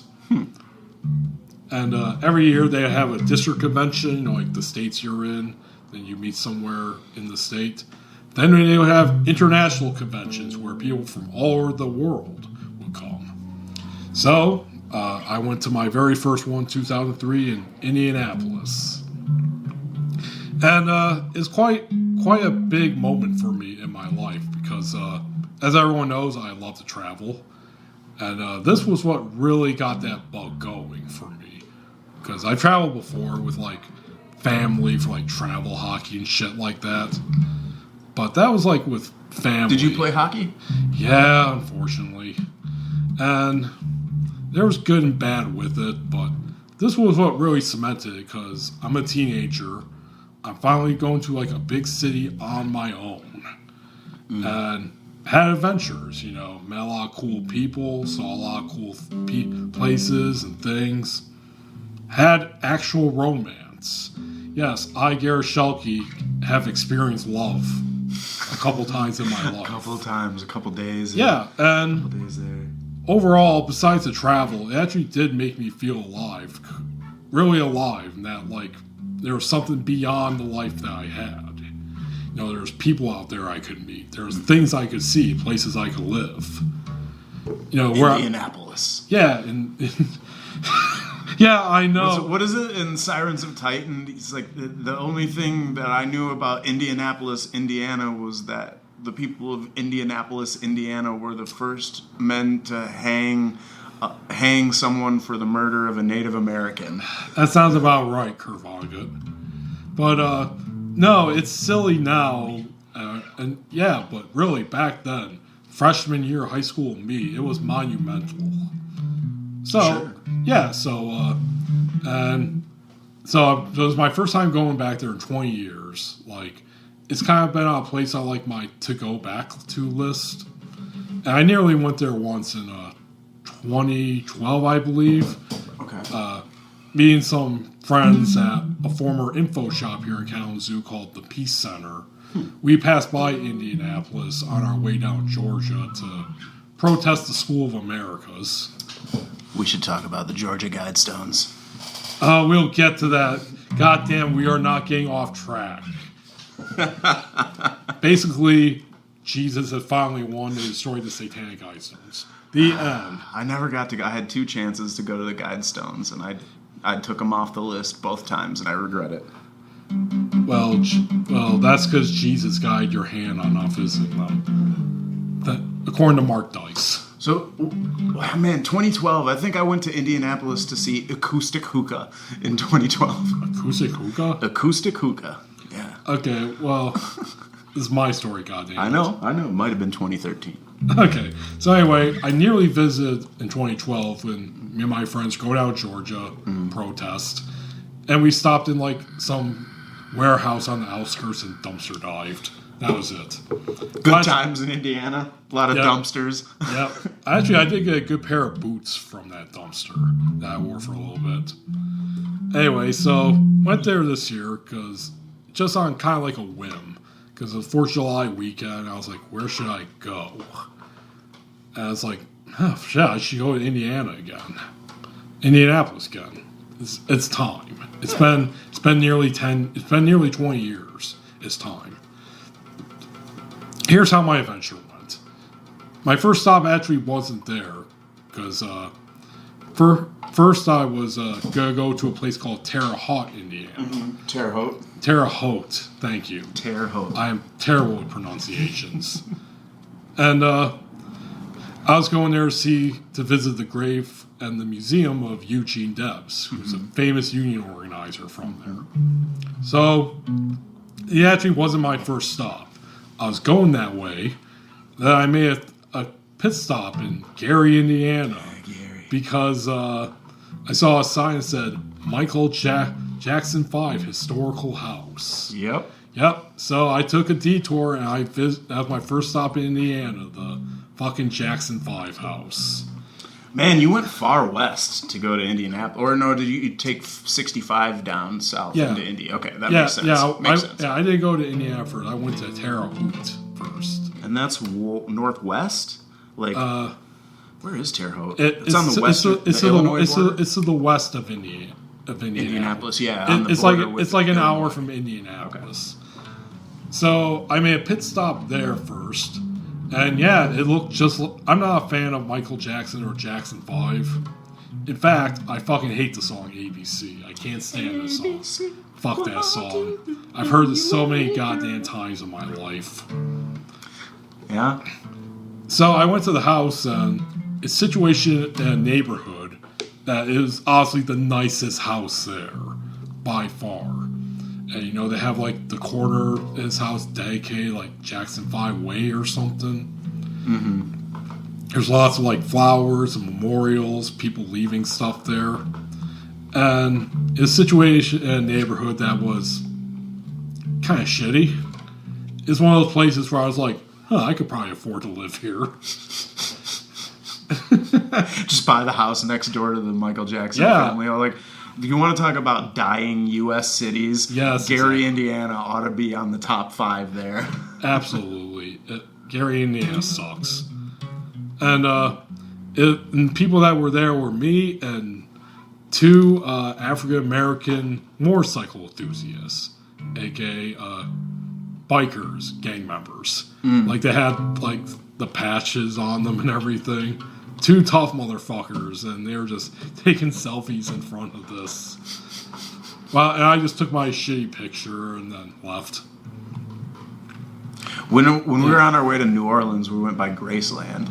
Oh, yeah. Kind of the same thing. Just, like, drove by, looked at it, you're like, yep, that's Graceland. I don't want to pay $40 to get in here. Or whatever. Yeah, there was no indication either that there was, like, anyone living in the Jackson 5 house or do you think the family, the Jackson Family Trust, just owns that property? I don't. Is Joe Jackson alive still? No, he's been dead for a couple of years now. I think his mom's still alive. She's like in her 90s. Wow. But yeah, I don't think they own it. It's a national monument now, so the state owns it. But I don't think anyone lives in it. I don't think like it's open for tours or anything. It's just there. Yeah, it's just there.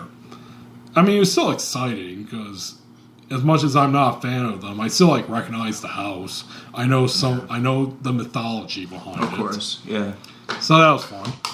Then finally, I'm on my way to Terre Haute. Is that how we pronounce it? Terre Haute. Terre Haute. God damn it. Oh, it's Indiana. Fuck them. And you know what? Here in Michigan, for people who don't know, we have a little bit of a rivalry with Ohio.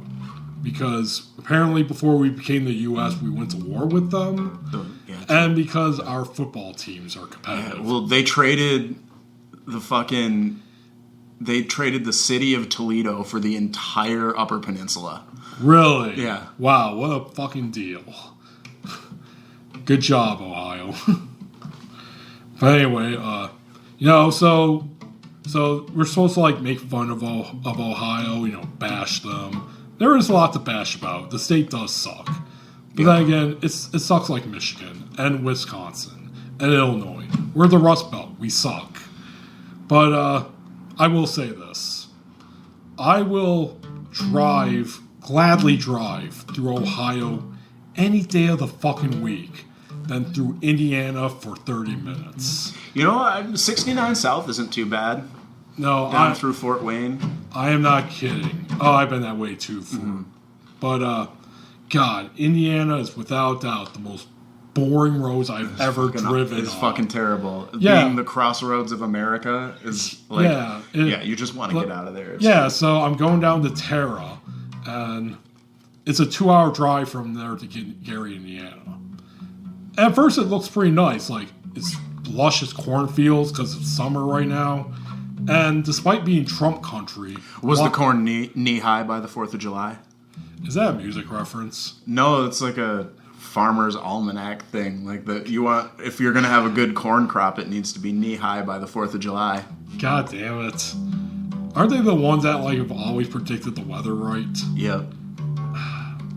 That publication was originally started by Ben Franklin. Yep. And it's still going, too. Anyway, so I'm going down Terra, and I'm seeing the luscious cornfields, and despite being Trump country, lots of windmills, like a shit ton. It is very impressive. I'm like, oh, this is really nice. All right, life's all right. An hour goes in. Holy shit, where the fuck is everything? It's all fucking cornfields. That's what fucking Nebraska's like, dude. I am so goddamn bored. Nebraska is such a fucking shit drive. I know, so it took me 2 hours to get down to Terra. Fucking cornfields the entire time. Yeah. Maybe if you get lucky, you'll pass by a gas station. Little alfalfa, little soybean action, mostly corn. Like, I had to keep switching music from, like, the hardest hip-hop to the hardest punk in order to stay awake. Besides being tired from waking up early because it was so fucking boring. And I could go on because the whole trip through Indiana was... We listened to Lady Gaga the whole way.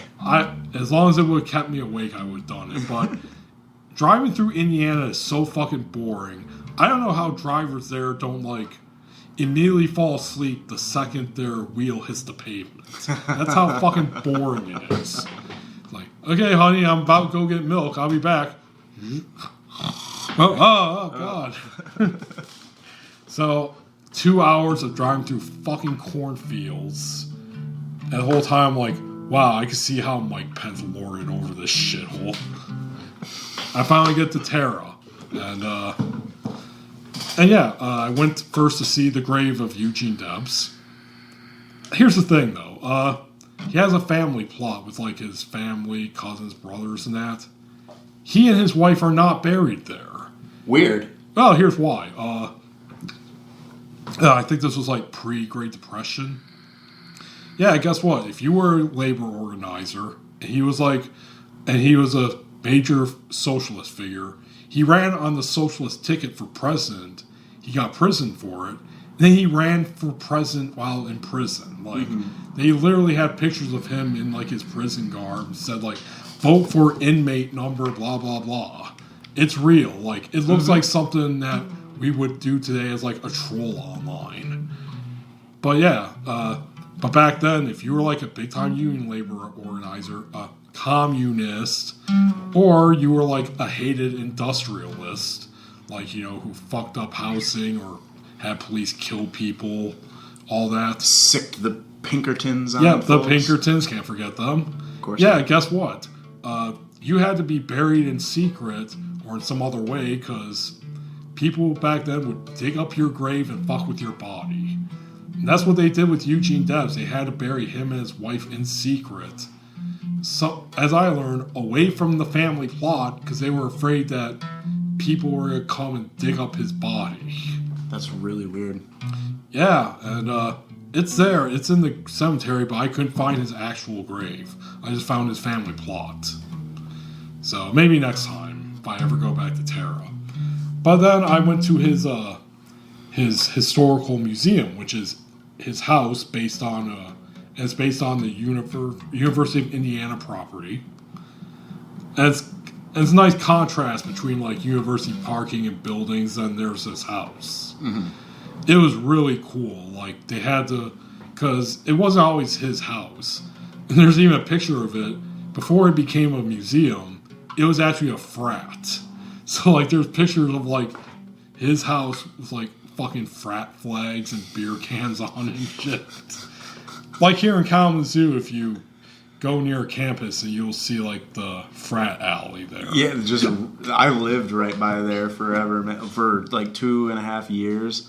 It's like I would come home stumbling drunk from parties and like have to walk through frat row because it's like there's like apartments on the other side of frat row.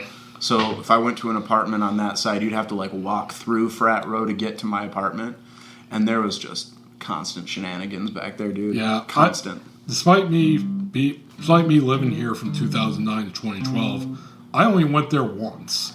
That was for like a show to see a then rapper who lived here called Matt Black. He now lives in Detroit. He goes by the name Peace to Mito, I think it's called. Yeah, he was performing there, and he was one of the first people I seen perform. And when I told my dad this, like, yeah, I'm going to go to a frat, see this rapper. He's like, okay, listen to me right now. If you go there and they tell you leave, you fucking leave. Or they will beat the shit out of you. Fucking frat boys. Yeah, well, my dad was a frat boy when he went to Ferris. Mm-hmm. Yeah, he was a big frat guy. He even has like a fucking paddle at home with like his alpha whatever.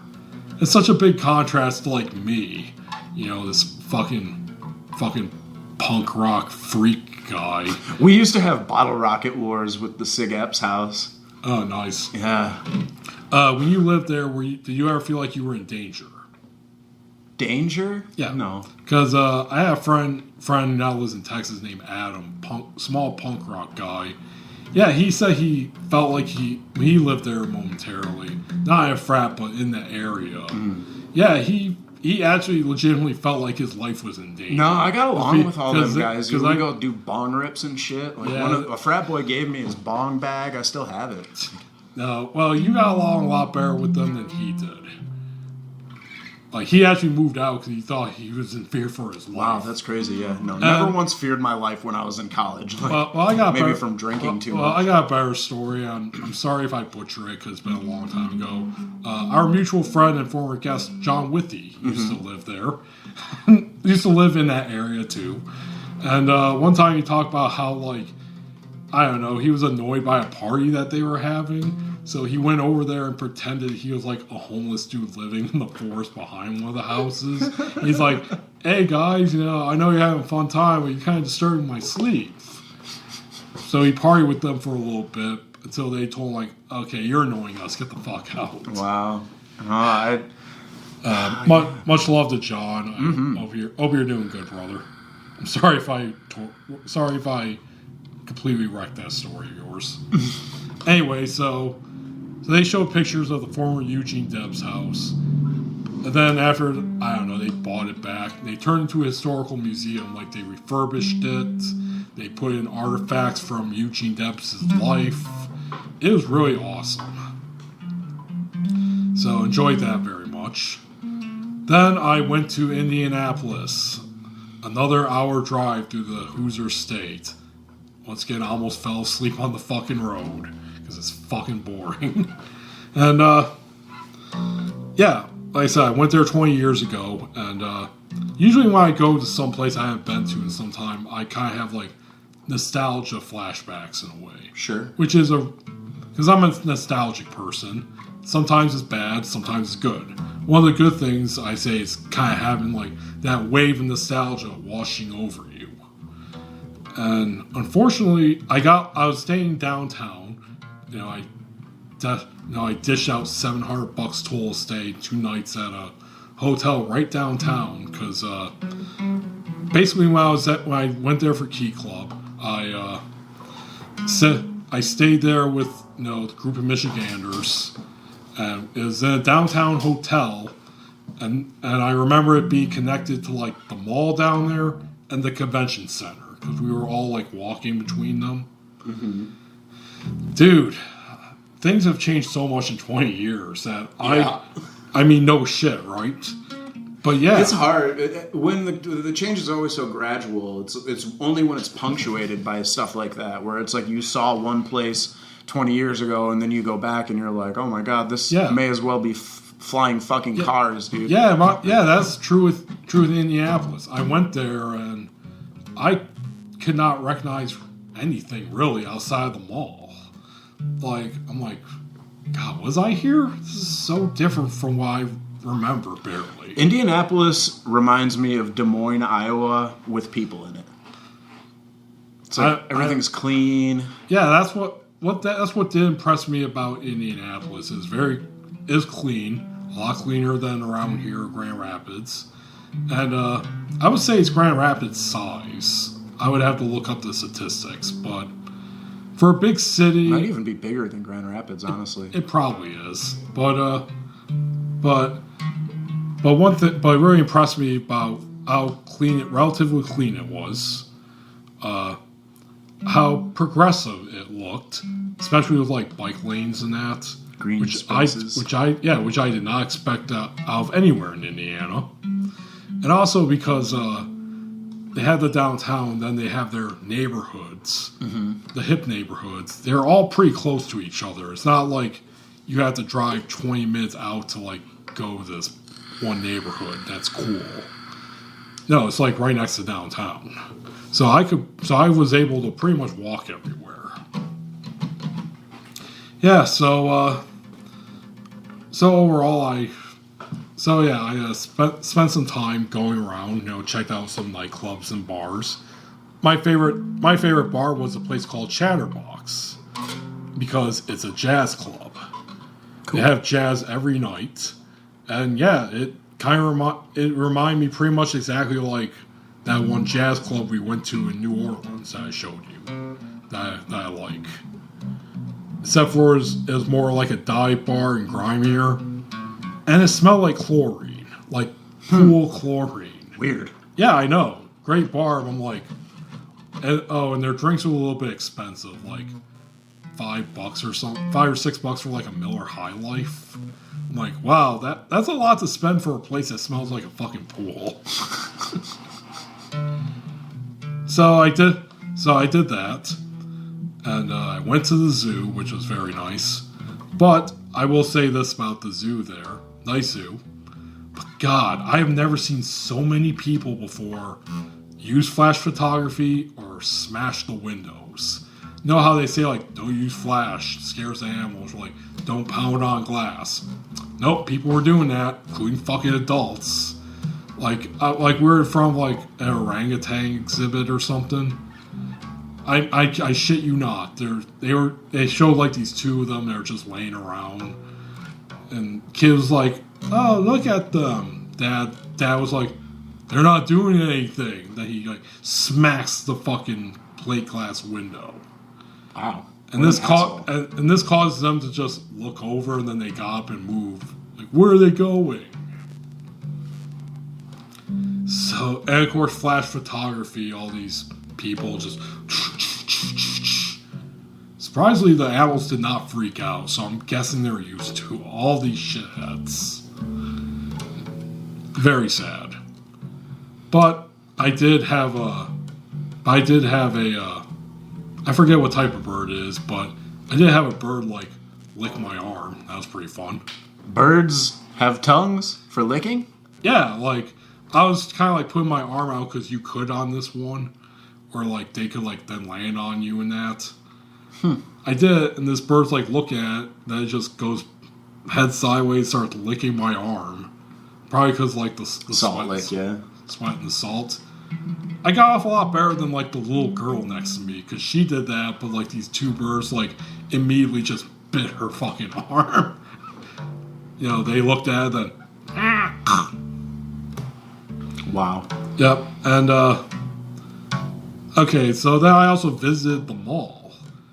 The Center Mall, right downtown. It's still there. They still got shops. Still active. And, I did recognize this place. Because, like I said, the hotel I stayed at in 2003 was connected to this mall. Mm-hmm. And also connected to the convention center. So, like, we were constantly walking all between them, even during off hours. So I recognized, like, the food court, and unfortunately, like, the music store that I went there to, long gone. I do remember, though, when I went there, I bought about 3 things. I bought the 2-set Dragon Balls of the King Piccolo saga. I bought the Lupin the Third movie, Castle Cagliostro, one of my all-time favorite anime films. And I bought Static X's Wisconsin Death Trip album. Wow. To bring it back to the original discussion. So yeah, I bought that there. That's long gone. Rip Wayne Static. Yep. R.I.P. Tony Campos went on to play for a fuckload of bands. Shit, he's in Ministry. Oh, really? Dude, you know the guy from Ministry runs like an industrial music museum in Chicago? Yeah. Or not? It's not Al Jorgensen. It's Paul Barker. I think. Yeah, I tried to look it up, but right now it's like private visits only. I guess he doesn't have enough money to like get it off the ground for like an actual museum. So I'm like, wait, aren't you? Like Wax Trax Records shut down in like 2003 or something like that. Which confuses me because actually I'm not that much into Ministry, despite being an industrial fan. I'm like, don't you have the money for that? Like. Really? Well, Al Jorgensen moved to Texas many years ago. Oh, well, this guy's still in Chicago. Yeah, that's why I think it's Paul Barker. Yeah. So now wait, Paul Raven was the guy that died. Paul Barker is the one that left after, I think, the Animosity Somnia, maybe, or maybe the Dark Side of the Spoon. I think 99 is when he left. All right, so to continue, but what really got me when I was visiting this mall, there was one thing that stayed there and is still active. They have a fucking giant arcade. Wow. There. An arcade there, not just like your usual arcade games, but like a big complex thing with like, you know, laser tag and all that shit. Wow. It was still there, and it was still the same name. Wow. It blew my fucking mind. That's crazy. And I walked through it, and that's when like the nostalgia like washed over me, because I remember going through this place, and this was when like Dance Dance Revolution was all the craze. So God, there was like one Dance Dance Revolution machine there still, but some of the shit has obviously changed. But overall, it looked the same. Unfortunately, though, the music was vastly different because at the time when I visited this, Which, by the way, the stupidest things that burn your mind, by the way. I remember when I was in this arcade, like, watching and playing stuff like Dance Dance Revolution. And you know what song I was jamming out to at the time because it was on the radio? Big Yellow Taxi by Counting Crows. Wow. That was like the big hit at that time. Wow. What a Weird deep cut for the Counting Crows. It's actually I like, that's the reason why I like the Counting Crows. That's what got me into them. Long December. I liked that song a lot. Long December. Long December. There's a reason to believe. Yep. Maybe this year will be better than the last. Good impression. Days go by. Dude, there's a... Holy shit, you're growing dreadlocks. There's a video out of the... I don't remember that guy's name, but of him doing like a solo piano version of that song. Fuck, man. What a good, well-written tune. It's real good. Real banger. Yeah, Counting Crows. Underrated. Yeah, so yeah, I have my big nostalgia wave at this arcade that I'm shocked is still around. So that was cool. And I did try to actually go in, like I said, a trillion times now. This place is connected to like different hotels right downtown. Mm-hmm. And they still were connected. So I was trying to like enter some of them so I could like see if I could recognize the hotel from the inside. Because I can't remember the hotel name, but I'm pretty sure that if I went into it, I could remember it by the landscape. Well, turns out 20 years later, they got security measures that you just can't walk into it. What a shame. It's not a free world anymore, man. Yeah, why can't we be like 2003? Only 2 years after 9/11. We're still kind of free. 2000. I went to Egypt in 2004. Wow. Yeah. I was in high school eating shit. I was in Egypt smoking hash. Wow. What a fucking day. Wow, man. What a life. Crazy. Yeah. So I don't have a life like that anymore. Yeah, so anyway, I haven't completely given up yet. Because I guess next time I go to Indianapolis, because Indianapolis is nice, but it's one of those places where it's like, not Chicago where like you want to go to all the time. It's like, this is like a good once a weekend a year trip. Yeah, or every other year or something. Yeah, something like that. Yeah, I don't know. Every once in a while I'll go to a show down in Indianapolis. Like if I can't make the Detroit or yeah, Chicago. that too. If there's like a show or a weekend a year for a nice visit. Yeah, I go down to Sweetwater in Fort Wayne, but that's only halfway to Indianapolis. Yeah, so yeah, I haven't given up yet. I'm finding out where I stayed at because I forgot that I did not look through my photo album at home, where I probably have photos of my time there. And I figured if all else fails, I'll just contact Key Club International and just ask them, like, hey, I'm doing some archiving and blah, blah, blah. Do you know where the International Convention was held at in 2003? So anyway, yeah, so that was the mall. And the second reason why I came here, this is the one you're going to like. I went to the Kurt Vonnegut Museum. How was that? Just a bunch of illustrations? Sharpie illustrations? No, it's actually very different from like a regular museum. Okay. Because unlike other museums dedicated to people like the Hemingway Museum, it doesn't go through like Kurt Vonnegut's life from like the beginning and then to the very end. Okay. It's mostly like 3 levels, and they're all dedicated to like certain things. Like, and it's also like a workshop, so like people can, like school groups and artistic groups can meet and do stuff. And they have like artifacts, like they have like documents related to like Kurt Vonnegut's struggles with censorship, or like his speeches to colleges, news clips. They have like a little side room dedicated to his love of jazz. They have like a recreation of like his desk, which is cool. Which is just Pall Mall butts everywhere. There was a Pall Mall pack there, but man, he worked on a very small desk. Like it was like a chair that was like right on the floor, and like a table that was like nearly on the floor. Like, you ever see like in Japan, like in anime and that, they have like tables that are just on the floor. Yeah. You know, like you kneel there. Yeah. Or like they have like a blanket and it's over it. It kind of looked like that. I used to work seated like that. Like, I have a table that I cut the legs in half, so it'd be like 2 feet off the ground. You sit on a cushion. Because I sit cross-legged a lot. Most comfortable that way. Yeah, actually, I have some Crisscross. I have some pictures from it, and actually, yeah, here's the recreation of his desk. Wow, yeah, that's. And they did have like one of his few printers that he used. That's just a recreation. They have a printer and another one. Typewriter? Yep. And Wait, what did I say? Keyboard? You said a printer. God damn it! Fuck. I hate it when like I get so deep into a subject that I like say the wrong words. Wow, it's crazy, man. It's crazy to think he wrote hunched over like that. Yeah. Oh wait, here's the actual typewriter.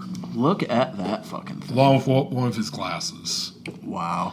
Can you imagine writing up a manuscript on that goddamn thing? Yeah, or any typewriter. Like I know a few people, like hipster poet types, who did have that. One of them had a big falling out and had like a baby blue typewriter, different than this one, and he would type shit on. I had a typewriter. Like, I had to, like, in middle school, I had to submit. Same here. Same here. I had a typewriter, but not because I had to, but because I thought it'd be cool to try it. Dude, I don't get how these writers could do it. Like, I make so many mistakes and shit.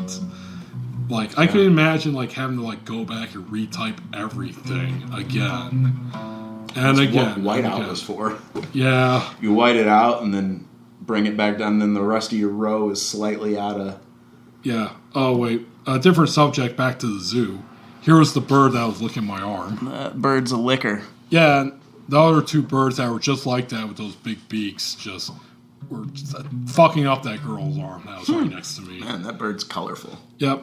Anyway, back to the Kervoggen Museum. So there's the first floor that was dedicated to that and some workshop stuff. Second floor had random stuff. Then another place where people could meet. Then the third floor, solely dedicated to Slaughterhouse 5. Oh. And his time, in Dresden.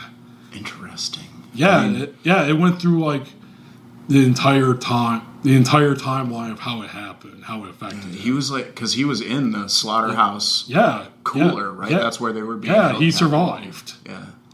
Yeah, and talk about how it fucked him up and that. Yeah, you don't say. Yeah. Yeah, and actually I guess my favorite part was they had a gift shop.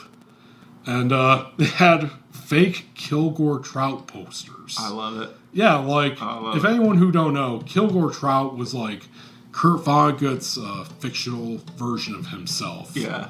Kind of like how Nick Adams was fictional Ernest Hemingway. Did you ever see the 90s movie with Bruce Willis based on Breakfast of Champions? No, I haven't. The guy, I don't remember what actor plays Kilgore Trout, but it's great. Like, he's got to go into the porno shops to find all of his fucking published work. It is great. Oh, yeah.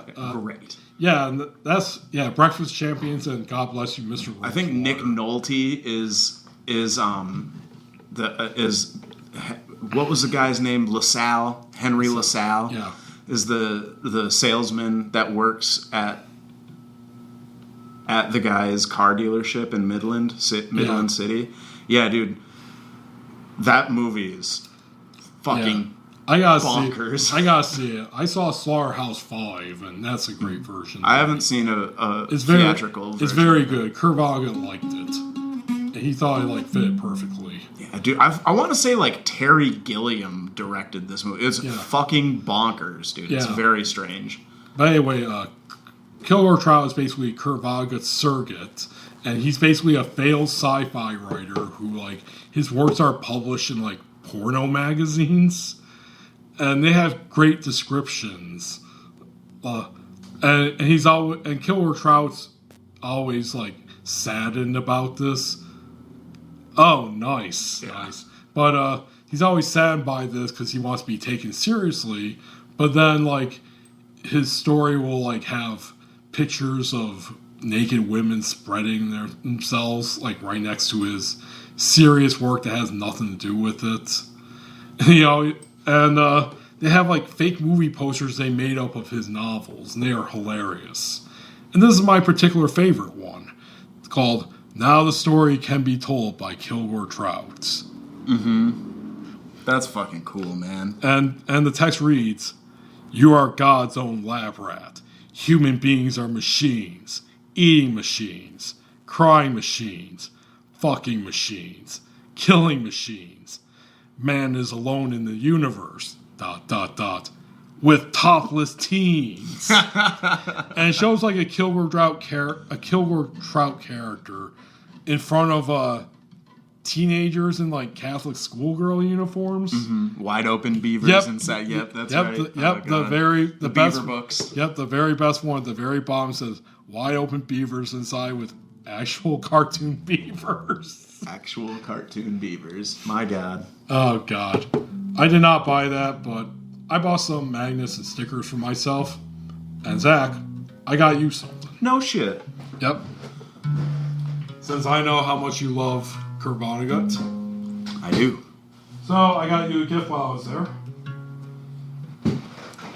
No shit. Look at that. It's a little Kurt Vonnegut puppet. Yeah, it's a finger puppet and it's a magnet. The magnet's in the head. So that's awesome, dude. Thank you.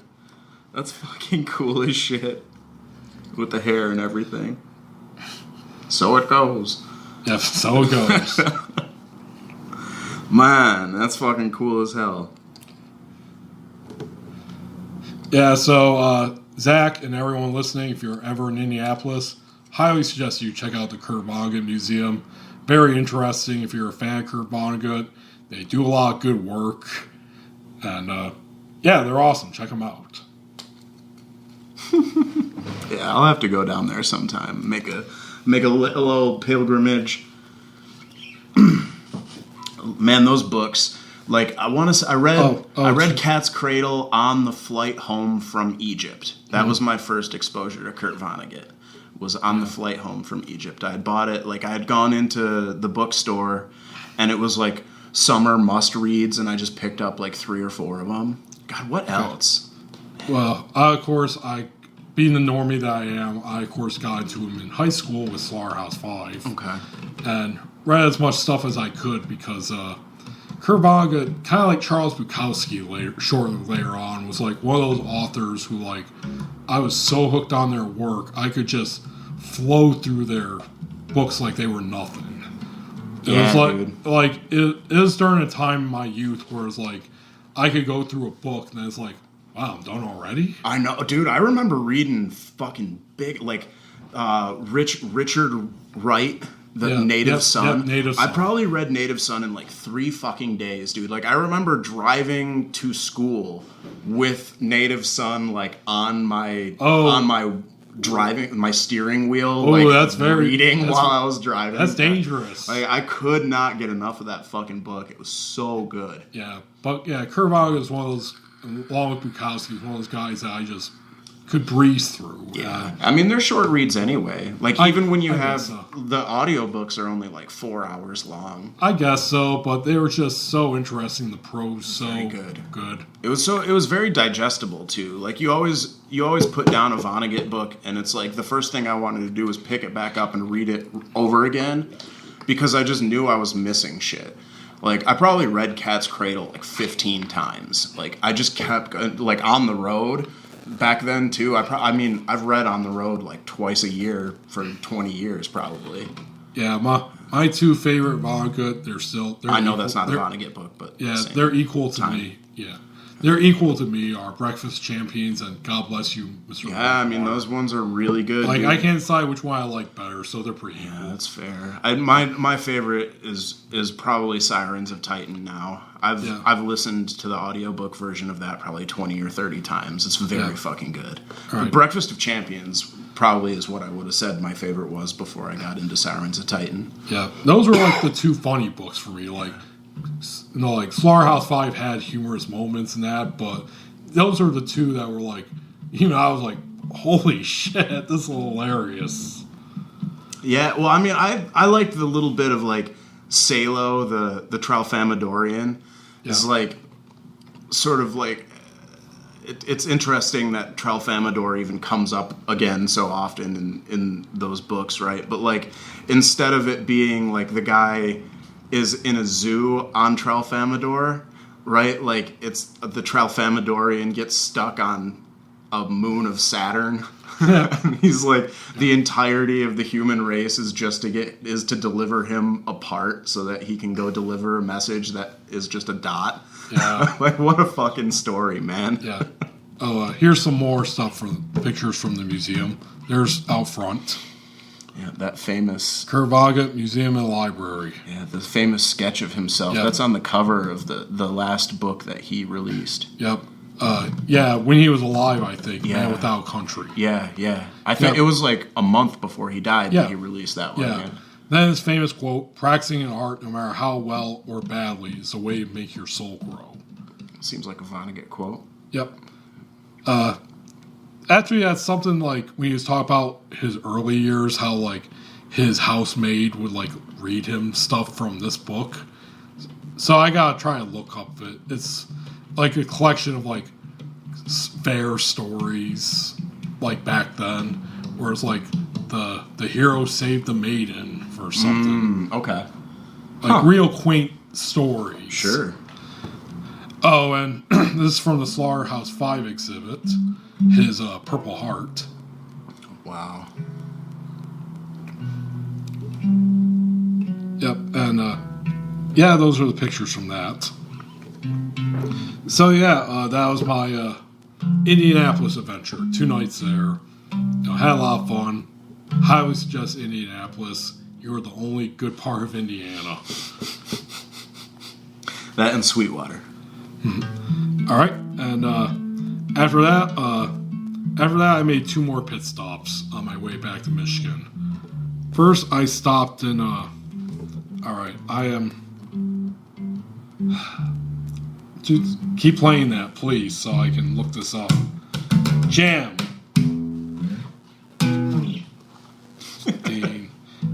Okay, next I went to Fairmount, Indiana, to visit the grave and museum of James Dean. Okay, yep. Yep, so I went there, and first of all, it was hard as shit to get into Fairmount because the way you would go, they just decided to completely destroy the overpass for it. So I had to take like a half hour to like go around, and wow, the country roads of Indiana. Fucking construction. You know, John Denver, he sang about country roads. He don't Not in Indiana. He don't got fucking shit on me when it comes to country road driving.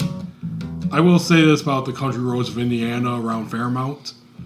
You know, I always thought Michigan had a lot of Confederate flags. I have never seen as many as I did throughout this area. Like, holy shit. So many. And there's one dude, he had a big sign in front of his yard. Like, it covered the entirety of his front yard. You could see his house and driveway, but the rest of the yard couldn't see it. Big black sign, white lettering, that just said, "Leave America alone, Brandon." Oh my god. Okay. And finally, I made the fucking Fairmount. And lots of cornfields and all that. And I went first to the graveyard where James Dean is buried. As you can see, this is the sign that they made up for him. Like they actually, I kid you not, there's this, and a sign says James Dean with like a fucking arrow pointed at it. Yep, and there's his humble little grave. James Dean, considered one of the greatest actors of all time. His nice humble grave in Fairmount, Indiana. Wow. And you can't see it, but yeah, a lot of love there. Coins, flowers, cigarettes. Some people even left like lipstick marks on it. Then I went to his museum, which, nice little place. And kind of like the Kurt Vonnegut Museum, like it wasn't comprehensive. But it had like a lot of artifacts and whatnot. And strangely enough, they had like a room dedicated to like 40s, 50s, and 60s culture. And it turns out there's another historical figure from Fairmount, Indiana that gets a lot of attention. Tell me, Zach, have you ever heard of a creation called Garfield? I have. Because the creator, Jim Davis, is from Fairmount. Oh, what a piece of trivia. Yeah, and guess what? He does not have a museum dedicated to him, which is a complete lost opportunity in my view. It's like, holy shit, how have you not got a Garfield museum around here if it's from here? Right? I mean, even just the sort of the ubiquity of Garfield merchandise in the mid 1990s, Yeah. I think people are just unwilling to talk about. Yeah. Like that was one of the things that I noticed in Egypt, not Garfield, but like there was Simpsons t-shirts everywhere. And so I'm like in the Cairo airport, and in the gift shop in the Cairo airport is like Simpsons t-shirts. And like I remember that shit blew my mind. Official or like bootleg? Official. Like it's just like and like I get out of the airport and it's like Subway, KFC, McDonald's. I'm like, what the fuck? Yeah, dude. But anyway, like those like the Garfield plushies with the suction cups on the feet that everybody had on their back window. Yeah, I've had that too. It's crazy, man. Yeah. So Fairmount has James Dean, Jim Davis, and one other person. And they don't have a museum dedicated to Jim Davis, but they have like a shit ton of like Garfield statues around the area of him like dressed up as a chef or a fireman. They have a map that you can then go up and take selfies with these fucking things. Like, yeah, I'm not that big of a Garfield fan. I think I'll skip that. Right. You know, fuck Garfield, Heathcliff for life. Heathcliff for life. But, they also, according to the guy who runs the museum, James Dean's cousin, who he grew up with, still lives out on the farm where James Dean and him grew up, which is like right past the cemetery. According to him, you could just go up to there and visit. Like, you don't have to knock on the door, you just walk around the property, see where James Dean grew up, which I'm like, no, I don't think I'm gonna do that. I'm not gonna go walk around some random Indiana farm and have like some 89-year-old guy get mad at me. Yeah, it seems like a good way to get some shot. fucking bird shot in your butt crack. Yeah. Yeah. And then before I left Fairmount, I went to visit the James Dean Park, which is right in the downtown, right next to a gas station. And it's a little place. And here's his bust. Nice bust size. Yep. Actually, that's the newer bust. I guess there was an original one, but it got stolen, so they had to replace it. Here's two things about downtown Fairmount. Very small, like, and it literally looks like some kind of like, God, who was that artist who did like Nighthawks at the Diner? And a lot of Americana stuff. You know who I'm talking about, right? I'm ashamed of myself for not knowing the painter. I forget the name, but it looks like that. This downtown. And to be more darkly, Edward Hopper. Yeah, it looked like an Edward Hopper painting. It was eerie actually, because I'm looking at it, I'm like, to be darkly humorous here, I'm like, wow, this looks like a place that if I wasn't white, I would have to get out before sundown. Really, it probably is. And it's further enforced by the plaque that I read at the James Dean Memorial Park, where it said, like, even though he played a rebel in the movies, James Dean was a hometown boy at heart. I'm like, no, he fucking wasn't. Have you read anything about James Dean or his life, his beliefs, his interests? Like, he left Fairmount because he knew it's a shithole that would never accept him. He'd never get anywhere. Mm-hmm. Like, he visited it, but he never, like, came back. You know, he's crazy, wild, young, hot, sexy actor. Did a lot of drugs, did a lot of artistic stuff. Oh, fun fact. You know him and Marlon Brando met? Mm-mm. Yeah, you know, the guys who, like, defined the generation there with, like, Rebel Without Cause and The Wild One. They met. You know how they met? Mm-mm. They had sex. Interesting. Yeah, they were both bisexual, and Marlon Brando was the more notorious bisexual. He also slept with Richard Pryor, by the way. Yeah, so Pre-crack? Yeah, pre-crack. Yeah, so when I read stuff about like James Dean was a homeboy at heart, I'm like, no, he fucking wasn't. Indiana girls on an Indiana night. God damn it. That's why he slept with Brando. So I went to James Dean hometown. Got out of there before sunset. So then I traveled to Fort Wayne and stopped at Half Price Books, which is what I do once a year just to sell shit. Then came back to Michigan. So there we go. My great Indiana adventure, 4th of July weekend. 2022. Yep. Love Indianapolis. Gonna visit again. Hopefully I will not fall the fuck to sleep when I drive 4 hours to get down there. Yeah. Well, that was my Indiana adventure. Zach, how was your Indiana adventure this month? I laid a bunch of tile in a flip house. Okay, so begin, like, what exactly were you doing and how did it happen? I'm working for a construction company, and I've been enjoying laying tile lately, and they need a person to lay tile and do drywall in this flip house. So we went down there. Like, the roof is only partially done, so there was a thunderstorm on Sunday that, like, water was pouring through the room that we just wired for electric. Like, thankfully we had wired in GFCIs, so we just kind of killed the breaker for that room and hoped for the best. But yeah, it's kind of like a money pit house storyline there. Is this one of those, like, we'll buy your house? Yes. Like, you flip the house? Yeah, the house was purchased in very poor repair. Like, all the windows in the basement are broken.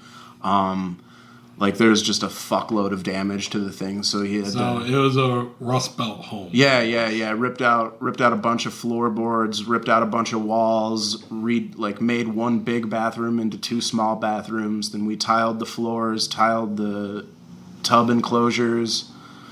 So is this like a new feature for Elmblad Media Group? No. Like, you offer editing and photography and now house flipping? I'm a skilled person, and people ask me for help on their projects. So if that's a writer that asks me for help with their projects, or an artist that asks me for help with their projects, or a musician, or a grifter, a grifter, or a real estate agent, whoever. Like, and it's funny that I choose real estate agent and grifter right after each other. Like, yeah, I mean, as if they're not the same. I mean, mortgage companies, old folks' homes. I work for all sorts of people, dude. Like, if I just like listed the people that I worked for in just the last year, you'd probably be fairly shocked. We'll make that a podcast. I don't even know if I could, man. There's so many different, like, weird things that I've been involved with. Like, I shot the opening pop-up for a clothing line in April. Like, just random stuff comes up, dude. You never know. Private party with Talib Kweli. Random shit. Wow, one thing, going from hang out with Talib Kweli to busting down a wall in Indiana. Right? Like, the other day Where were you in Indiana? Anderson, Indiana. It's a northeast suburb of Indianapolis. So, what's that like? It's a working class town, man. It's mainly a Latin population now. So it's mainly, like, there's a lot of taco places and, like, tortillerias, like Mexican supply store, like Mexican stores, and, like, then it's working class as well, like a factory town, just kind of blue collar all the way. There's 2 White Castles, 2 Waffle Houses, a Walmart, you know. Dude, I almost stopped at a Waffle House on my way back. I can't believe you didn't. I know I didn't either. I'd see those yellow signs and I have to stop. I know. It's one of those things where, like, damn it, I'm not going to have enough time. We went to a Golden Corral. Oh, God damn And, like, it. while we were there, it was a Tuesday night, this past Tuesday, and we were at Golden Corral, kind of on a lark. And then, dude, fucking, all of a sudden I look up, and the entire lobby is filled with Amish. And it was like 3 busloads of Amish came in. And they opened up the banquet room in the back corner. Like, they had their own little sequestered Amish area. And it was like, fuck, I gotta get up to the fucking thing before all the baked beans are gone, dude. Wait, hold on a sec. Oh my God, Zach, the train's about to crash into I'm saying this because this happens all the time here in Kalamazoo. Yep, a lot of God, for real. Derailments. That happened like twice. It did, twice in the last 5 years, for sure. There was a major freight derailment that shut down the east side of Kalamazoo. Trains love to fucking crash in Kalamazoo. They do. Well, it's a lot of weird hairpin turns that they got to take going out to the switching yard. Yeah. There's like a viaduct that goes over M43. Hey, we gotta make time. Slow down. Fuck that. Right? No, dude. Fuck that. You gotta go slow. Fuck slowing down. Go slow through the zoo. There's one Amtrak driver that comes through. This is the Amtrak line because the train station's right next door to my office building. But there's one Amtrak driver who comes in late at night. And he lays on that fucking horn until he is out of town. Like, he'll start the horn at the station and not let go of it until he's out by stadium. Like, it's so fucking annoying, dude. To be like if I'm in the parking lot loading up my car or something, it's so loud. I mean, it's got to be 120 decibels. It's loud as fuck. It hurts your fucking skull, dude. And he just, like, most of them give him a little honk like that. This guy's just... and you hear it fading off into the distance. He probably just, like, picked up a rock one day. He's just mad at the world, dude. No, he just, like, picked up a rock one day before he went back on, and then just... I'm gonna set this down until I get to this point. A likely story. Like, I've invented an elaborate backstory for this man. Like, he's just either he's just mad at the world and he's like in his late 50s and he's been working for Amtrak the entire time and he's just tired of everything, or he's just like crazy paranoid because he actually hit someone once, so he just really doesn't want another pedestrian to wander in front of the train, so he just lays on the horn. Yeah, dude. No, I mean, it's like there's been many train versus human interactions in Kalamazoo. I wonder who won. It's very insensitive. It's very insensitive. You shall not pass. I've told you stories about my buddy who used to, like, he transported dead bodies for a living for like 12 years. Yeah, there was a couple train plus human stories that's what they call it, train plus human. Yeah, train plus human. Totally not insensitive. Yeah, baby plus freezer. Okay. Toddler plus steamroller. I've heard some fucking horror stories from that guy. He's got a lot of baggage. I've seen that all on Ogrish and all that. I don't want to see it. I want to comfort people who've had to deal with it because it's fucking horrific, man. I know. Let's get back to you. Construction work. Yeah, you. It's kind of like camping. Like, we didn't have a toilet, so I shat in a bucket, or at Lowe's, and then we finally got the toilet installed the next day. And like, it's interesting that we got the toilet installed like roughly coinciding with when we went to Golden Corral, because there's an association there. I was about to say, like, I had to take like 5 shits after eating that food, dude. I was saying, there was like no fights at this Golden Corral due to no more steak, right? No fights at the Golden Corral, just Amish. God. No, the lady, the server we had at Golden Corral, she was like this 18-year-old, like fresh face, and she was actually really pleasant. And she was a little slow on getting me my sweet tea refills, but I'll forgive her. It was very busy. Oh man, it's all about the Waffle House though. That's the true road restaurant. Like, all of the times that I've driven across the country, like overnight, the amount of times I've rolled into some backwater fucking Waffle House at 4 a.m. and just gotten a shit ton of grits and fucking, like, it's got that, like, it's not real butter on the grits. It's like the popcorn flavoring. Like, it's like 70% vegetable oil. It's not even solid at room temperature, but they just dump that shit on those fucking grits, dude. It's so good. Grits and like a chocolate chip waffle and some shitty bacon. Like, the thing I can't do at Waffle House, though, is I think it's the hash browns are, like, reconstituted. They're, like, dried and then soaked in water and then fried, and they're just cardboard, dude. I can't do it. I cannot do it. The eggs are okay.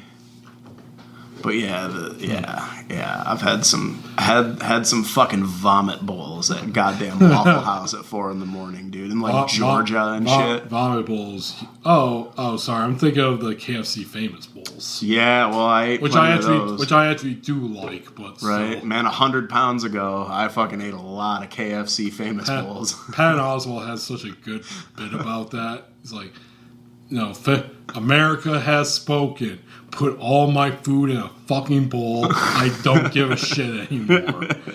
Like, famous bowls are the type of thing you serve like a prisoner on suicide. What is in a famous bowl? It's corn, green beans, mashed potatoes, gravy, and chicken, right? All that except for the green beans. No green beans? Okay. Yeah, not the last time I ate it. Okay. But it had corn in it, right? Yeah, corn. Yeah. Wow. It's like a shepherd's pie, kind of. Yeah, it's very good, but yeah, it's... Instead of putting out your food onto a plate like a regular human being, they just mash it all together. Yeah, it's just a fucking slop bowl. America has spoken. Yeah. Put my food in a fucking bowl. I don't care anymore. It's the Bob Evans breakfast scramble. Oh, fucking Bob Evans. God, dude. I used to hang out with this girl named Liz, and we used to go to Bob Evans, because Bob Evans around here was also open, not 24 hours. I think they opened at like 5:30 or something. And we would drink all night, stay up all night, and then we'd go to Bob Evans, but she would bring her cat. She had a cat named Ray Charles. And we would put the cat in our hoodies, so his little face would like stick out the hoodie. And we'd just sit there and eat at Bob Evans like shitty drunk with fucking Ray Charles on the table. It was so fucking weird. You know, if you wanted to bring your cat around and show how filthy you are. God, that girl put down the Jack Daniels. My God, dude. She probably drank a bottle of Jack Daniels a day for like 3 years straight. Like the whole time I knew her. She's still around? Yeah. She's doing great. She's got kids. She lives in Florida. She's a great mom. Let's get her on the podcast. Dude. Liz, I miss that girl. She'd probably do it. I haven't talked to her like voice to voice in probably 15 years, I bet. But like... Oh no! I think I went out and had dinner with them in like 2013. Oh, okay. Yeah. Ray Charles still around? I think so. She's got 2 huskies now. Oh, okay. Adorable huskies. One of them has health problems. Let's get Ray Charles on the podcast. He was a badass cat, dude. He ended up spending a summer in Kalkaska because he like ran away, and then they went back to the cabin, and he was just there.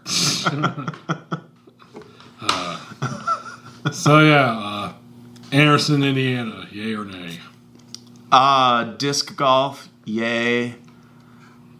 Waffle House, yay. Shitty Harbor Freight. Nay. The Lowe's is pretty piss poor too. Let's see, where else did I eat in Anderson, Indiana? The Panda Express was all right. My favorite fast food chain, Panda Express. There was a Meijer there. Yeah, definitely went to the Meijer, bought some $2.99 a pound cherries. Holy shit, this reminds me of something, but finish what you're saying. And some cherries and some roast beef and Sargento extra sharp cheese sticks. Some Cool Ranch Doritos. Pretty normal construction trip. There you go. Drove a 2-wheel drive Chevy Silverado that had air conditioning somehow. All right. Okay, so actually, I just remember I'll incorporate to our final topic. Mm-hmm. I don't know. Are we done with Indiana? Yeah, sure. Can we finally be done with this fucking shithole state? Boring fucking piece of garbage. I met Marcus King in Bloomington, Indiana. Who's that? He's a really popular guitar player right now. Okay. Well, let's get on to the final topic. And I don't think that we should title this a special segment. Oh, special segment with Garret Schuelke. No, I got a perfect name for it, too. paging Dr. Elmblad. Paging Dr. Elmblad. Because, it's herpes. I wish. No, well, last month I talked to you about my mental health journey, which I basically started. And I want to give you an update on said journey. All right. Because, for one, I just want to talk about it. Two, it's kind of helped me keep going, I guess, because I'm such a narcissist, I have to talk about it. All right. I just can't keep everything to myself. And, yeah, it's content. It's good content. Is that what this is? Yeah, people must hear the content. Dear listeners. And I want to call this segment Paging Dr. Elmblad, because I'm basically unloading all this onto you, Zach Elmblad. All right, Because not only are you my editor, but you're now basically my psychiatrist. The trash can lid is open. Yeah. You know, we got a couch here that usually it's for casting purposes. The casting couch. Yeah, there are some suspect stains on that couch. It's been around for a while. Look at me. I'm on the couch. I'm on the casting couch.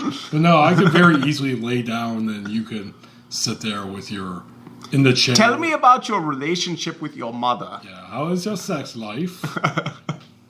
Anyway, yeah, I wanted to give you an update on my mental health journey. I have to say, this month's been really good, actually. Good. And I have two reasons for this that I will now show you. He's getting on the casting couch, guys. Look out.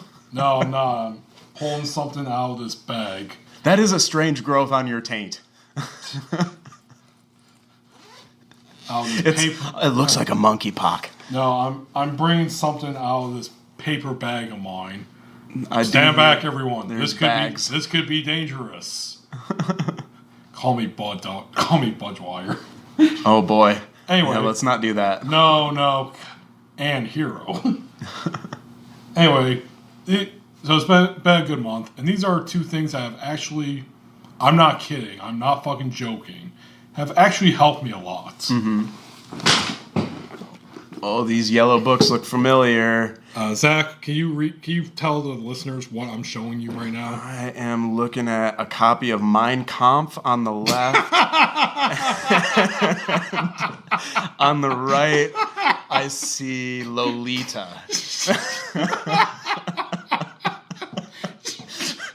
No.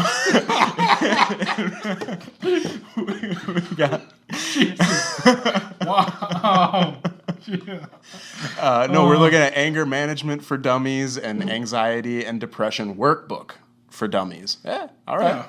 Oh, that was a banger. Good one, Zach. Yeah. Okay, so I got these two books. Yeah, I have to say they've really been a nice help because one thing is that I'm really trying to keep an open mind on what I'm doing, what I'm getting into, but not so open that I fall for like an obvious scam or a cult or something like that. That's a good line to draw, I think. Yeah, I know, right? But so like I was looking for books, and a lot of them they kind of fall into two categories. It's either stuff like, happiness is yours, how to be happy in 10 days. Right. How to unfuck your brain. Yeah, shit like that. Where it shows like some fucking guy on the cover. Or it's someone like talking about their personal journey, which is fine. That's legit. But I want something that's not a scam. And I want something that will like, not a personal journey, but tell me shit to do. Like a step-by-step guide, so to say. And yeah, lo and behold, the For Dummies brand is there. And these have really worked well. Wild. Yeah, and practicing delayed brooding. I feel like I could help. This could help me. Yeah, I have not read these books from cover to cover. I've been like going back and forth subject to subject. And it has worked because I think maybe it's that one actually, but both of them have feature like exercises that you can do to like help you like come to terms with like your issues, how to deal with certain subjects. And it's been really good. One problem of mine called with my intrusive thoughts. Okay, yeah. Like it's like even like it's like, for example, I recognize one trigger already: boredom. And this happens a lot at work and when I'm traveling. even if I'm like listening to like music I like or a podcast. And it's been two things, and here they advise like two things really.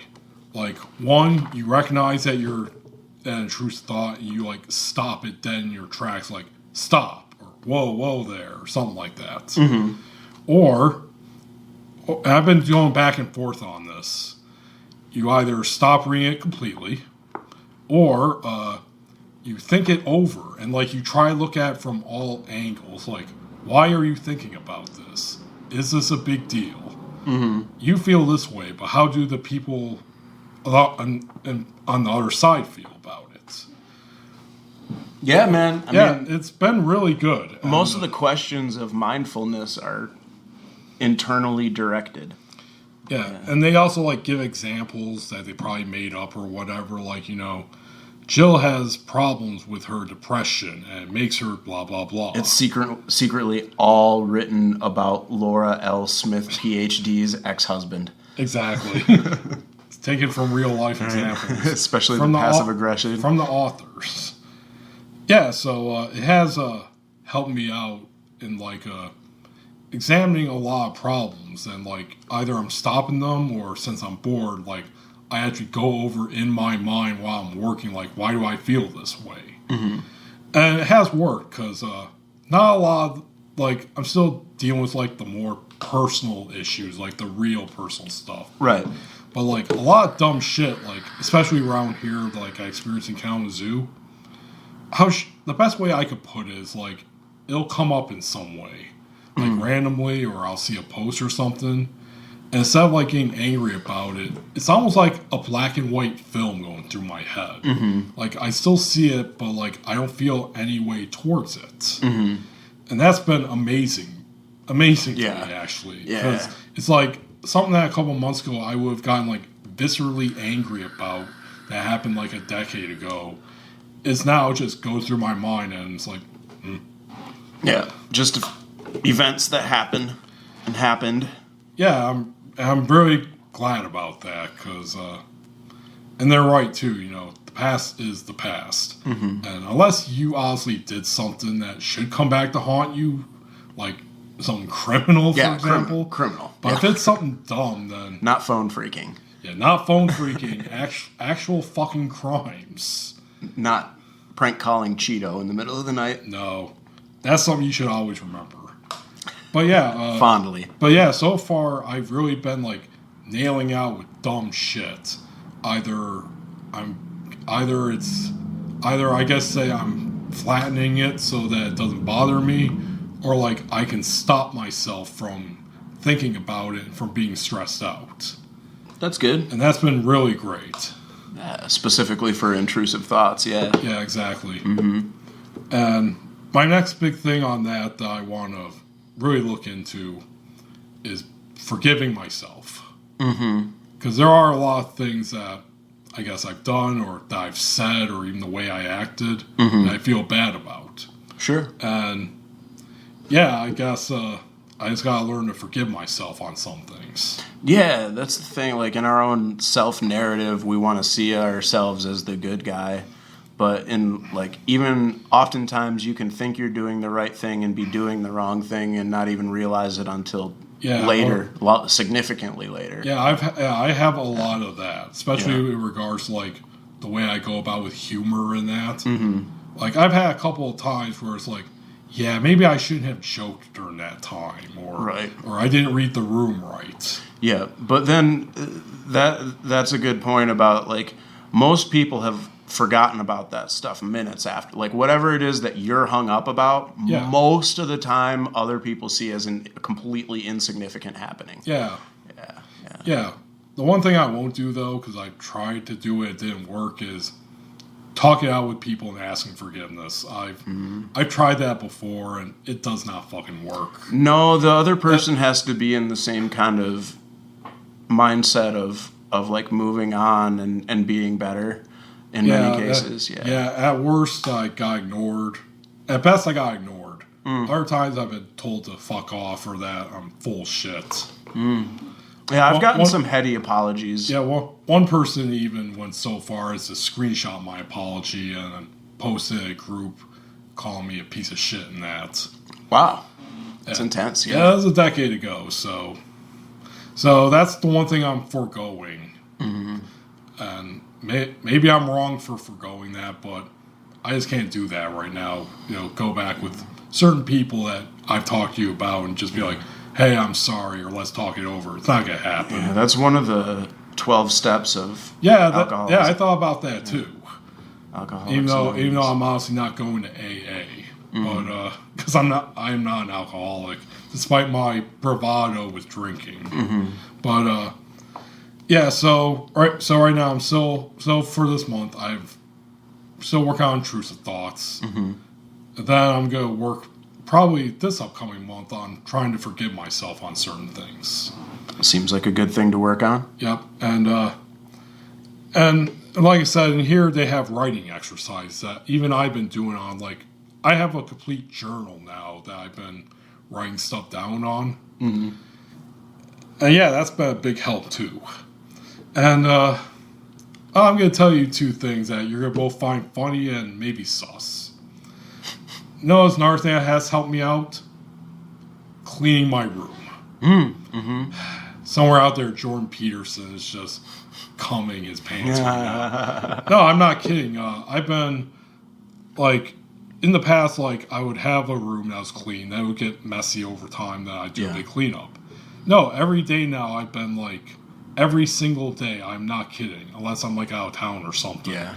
I've been taking steps to clean and arrange, and holy shit, it's actually helped. Yeah, I do that every morning, yeah. I like, tidy up my room, make my bed, like, bring the dishes down, all that shit. Yeah, it's been really helpful, and I'm not saying, like, assholes like Jordan Peterson are right, clean your room. But it does set the framework for the day, though. Yeah.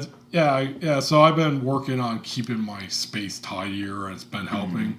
Even decorating, like I told you earlier, buying Tibetan prayer flags. Mm-hmm. So that's been helping with that. Sometimes, and some people will gamify the thing. Like one thing I liked to do when I was sort of beginning those practices is I have this thing called the cleaning pyramid. And so it's like a thing that I can level up on. So I can get up to levels of the cleaning pyramid. So the first level of the cleaning pyramid is my room. And it's like if I manage to get my room cleaned enough the day before so that when I wake up and my room is already cleaned and the 10 minutes or 15 minutes that I would usually take to tidy up the room no longer needs to be utilized for that purpose, then I'll move on to the next level of the cleaning pyramid, which is the bathroom. Mm-hmm. So then, like, if I wake up and both my bedroom and my bathroom are clean, then I'll clean the kitchen. And if all three are clean, then I start focusing on the office here. Yeah. And then if my office is clean as well, I'll clean my car. And then if the car is clean, I'll clean my storage unit downstairs. And then I'll break out into other shit. Like I'll start cleaning the shared spaces between Jason and I, or like the basement or the living room or the dining room. And then if I have all of that shit in good shape, then I'll help other people. Like I'll go to my parents' house and work on shit in the garage, or like go help someone else with their project for cleaning. So right. Yeah. Gamify. Mine's a little more chaotic than yours, but I have found myself, even this week, like I would think of something I need to clean or rearrange.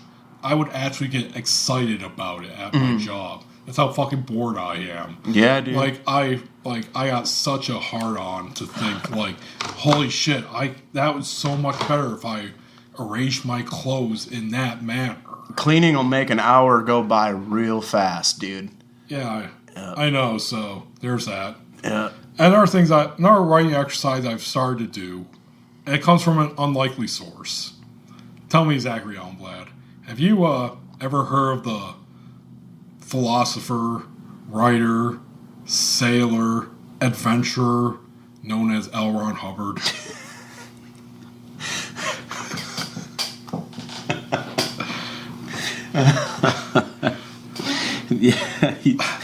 I know where you think this is going, but the answer may shock you. All right, yeah, I seem to remember him having a boat or something.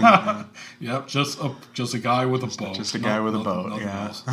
Okay, so one of my writing exercises I'm getting into And it's been really good too. It's called I'm basically writing affirmations.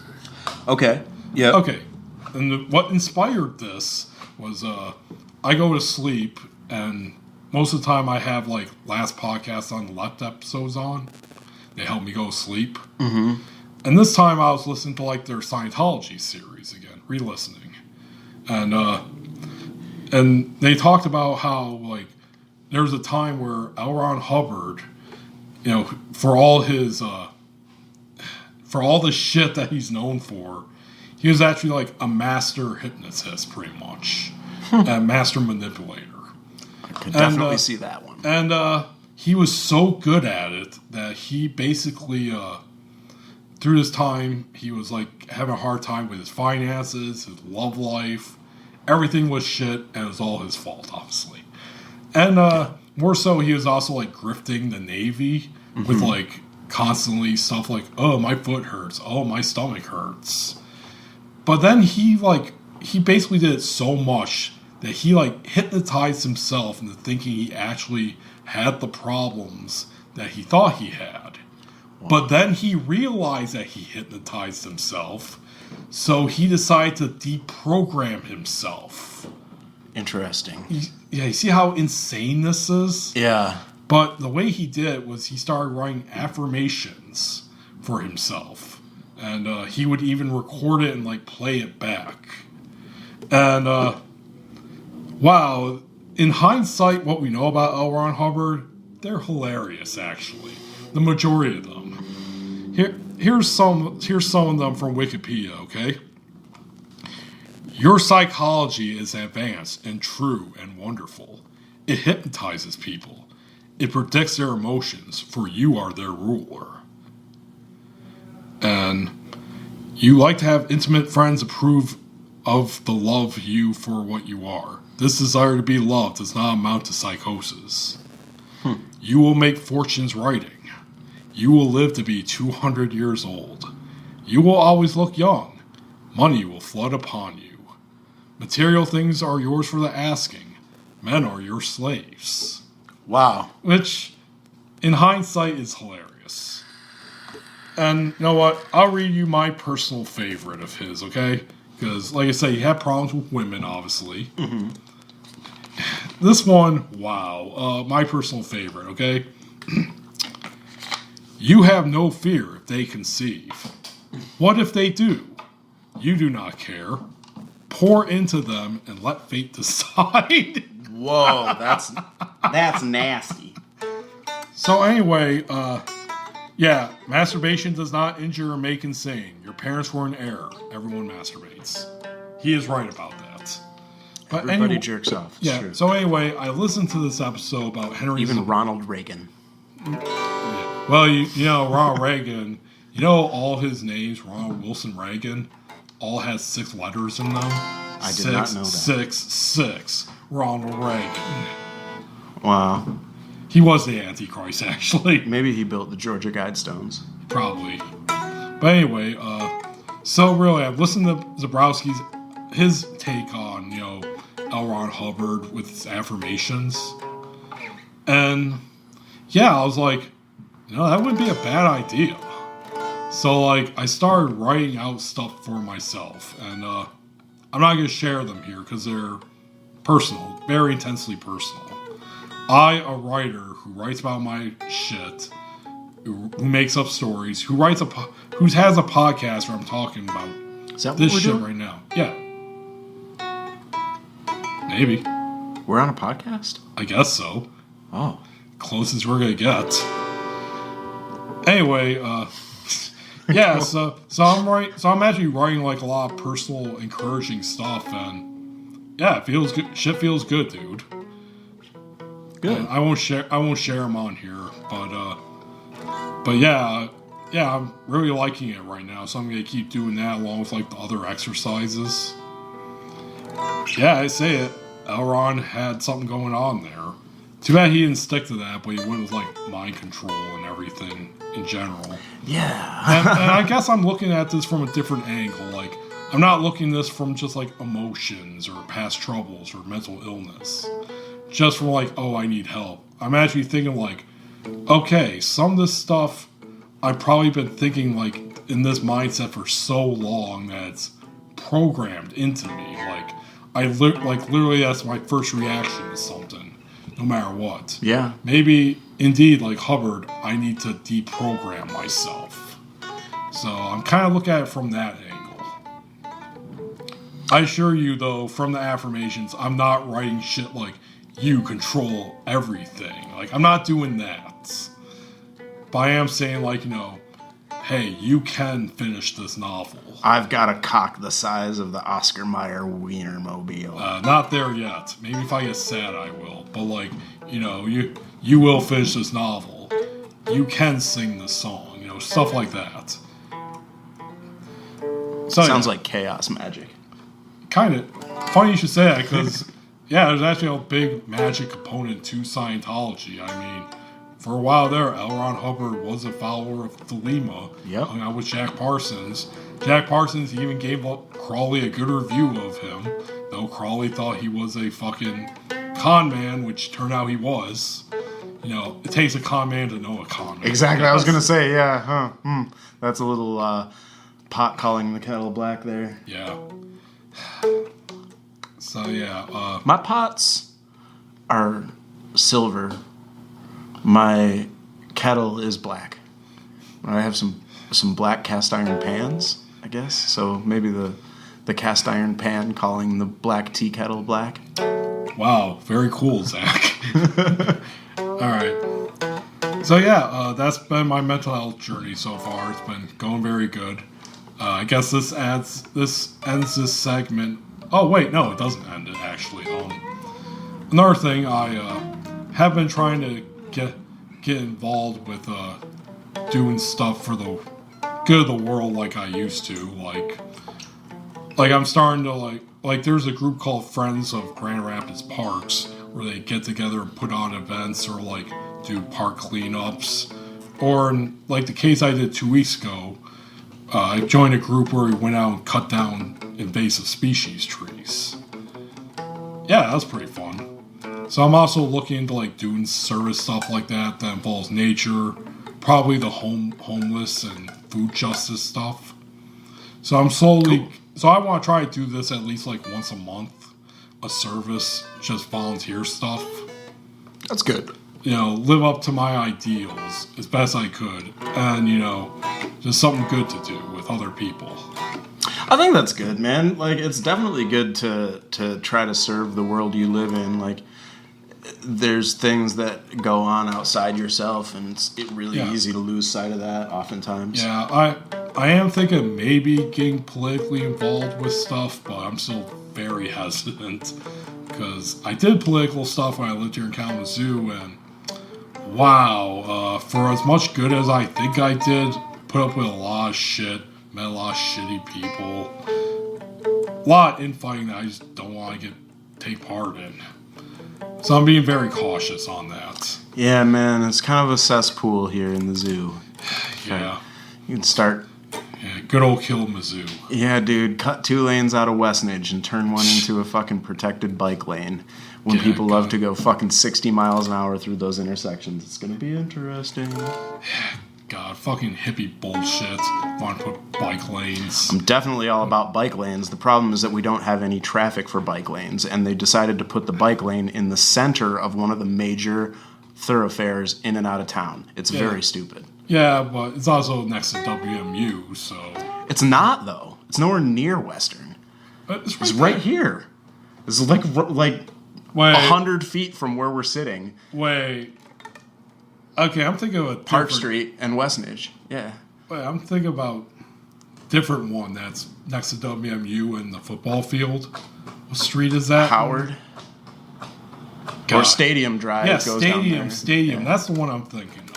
Yeah, no, we're like 2 miles away from there. Okay, I'm thinking of a different bike lane that they're setting up over there. Yeah, well, I mean, I think they're putting bike lanes on Stadium, but that makes sense. So, like, what I'm talking about here is a 4-lane, one-way road.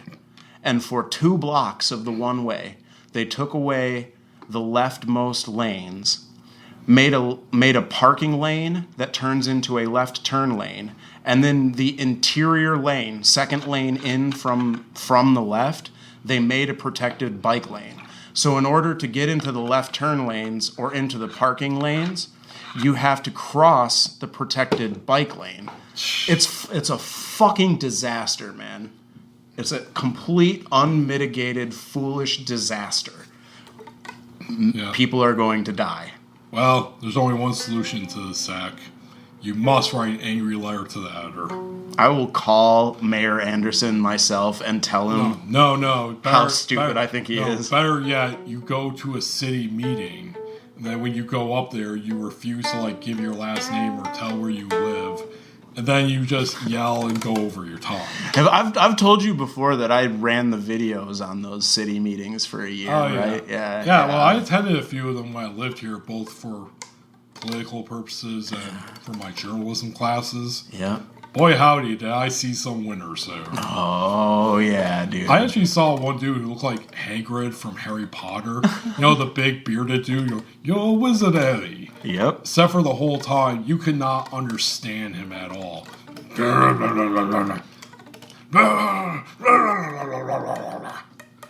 When I was doing it, most of the meetings were filled up with logistics for the remediation of the Enbridge oil spill. Oh yeah, that was probably very spicy. There was some definite spice moments in there for sure, because it's there would be actual discourse going on, actual planning, and then people would just interrupt with the most bonkers shit, and you're like, dude, this is sort of another aspect, your desire to protest is disrupting the actual process of governing. It's one thing to have your opinion, but then to come in and try to interrupt the actual meetings. What exactly do you think you're accomplishing? Were there any pro-Enbridge people there? No, it was no one was you know what? Fuck the river. I'm glad that there's a pipeline broke. It's already polluted anyway, so fuck it. No, it was we should just let it be natural, and shouldn't part of the remediation project was digging out or installing kayak launches and canoe launches and stuff like that, and people were against that. There was a bunch. This is weird shit. Everybody's got their opinion. Everyone's got to have an opinion, and it's really difficult to try to I was sympathetic toward the city commissioners at the time. It's very difficult to be sympathetic for the Kalamazoo city commissioners. The only good commissioner is Don Cooley. Don Cooley is Cooney. Cooney's fucking cool. He's very much akin to Bernie Sanders. He's very cool. He is, yeah, and that's a guy that is well attended to local events as well. Yeah, God bless Don Cooley. That guy will show his face, put it down. Yeah. Then there was the guy the CEO of Eaton Corp. I forget what his name was. Very trustworthy guy, CEO. Yeah. And then Anderson was the vice mayor, and he's now the mayor because Hopewell stepped down. Missing Hopewell now, huh? Dude, that's the thing though. It's easy to be pessimistic about your local government figures, and it's easy to write them off as all corrupt and shit.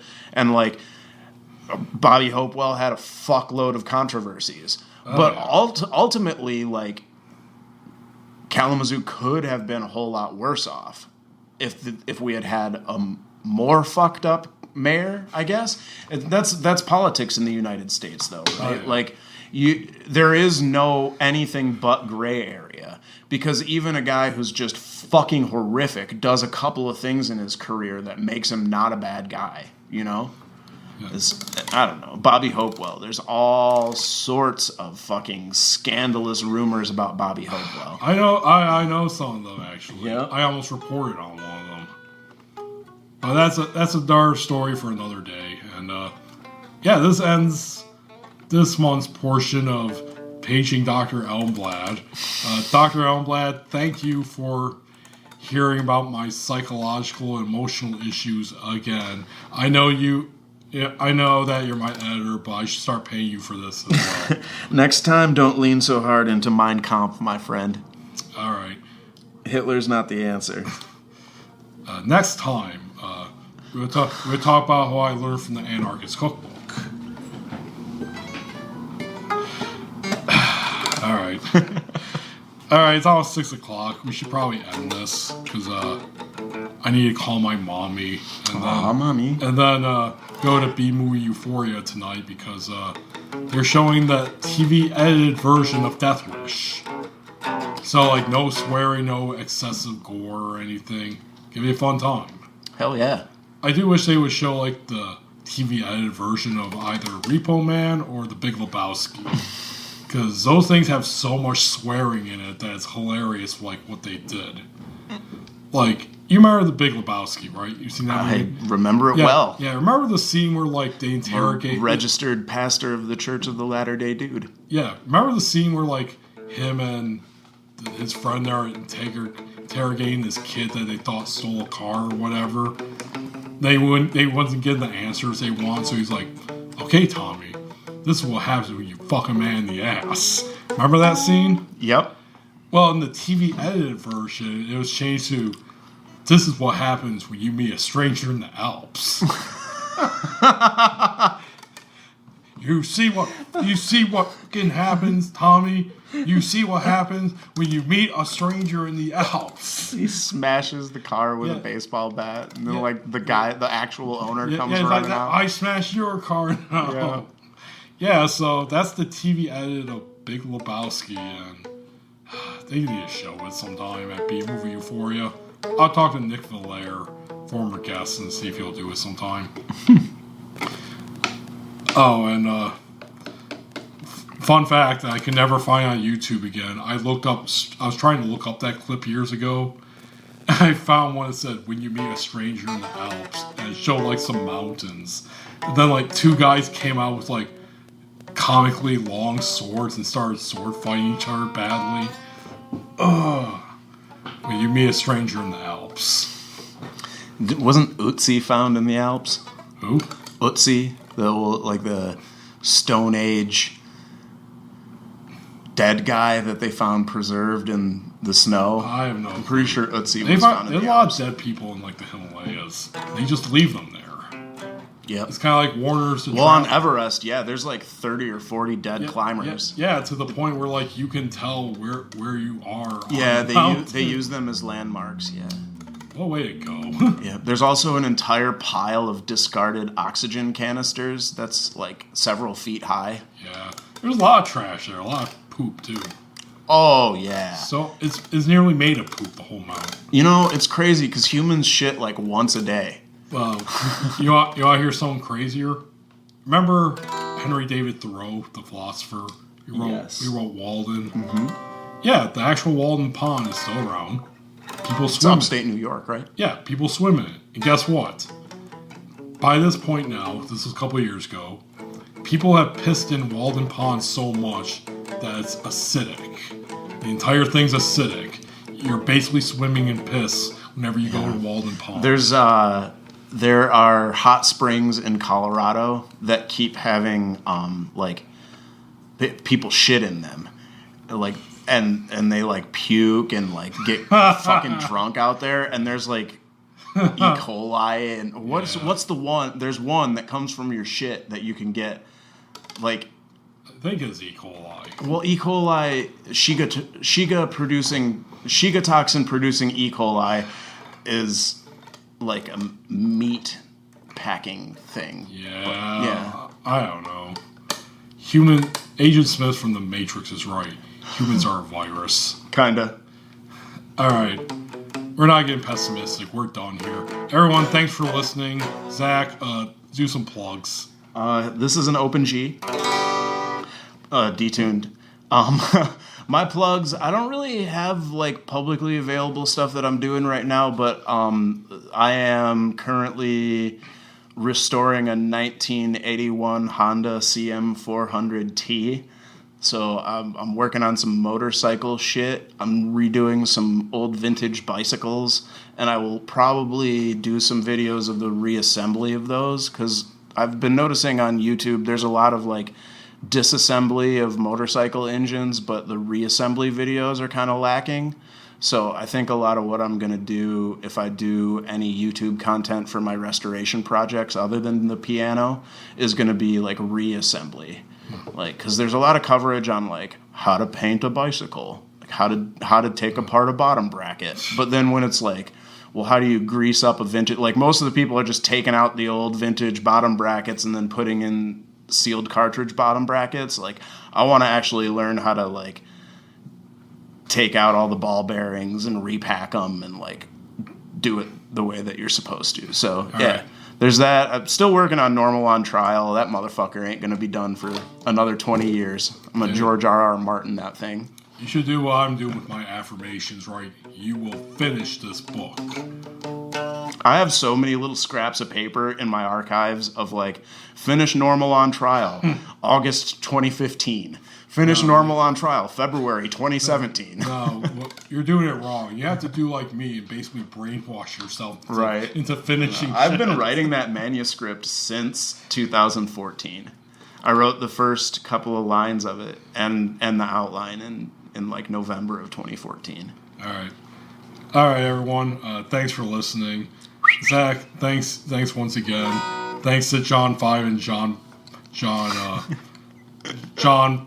Popper, who has the same last name of the thing that you snort when you want blowjobs to feel better. And thanks to the Kurt Vonnegut finger puppet.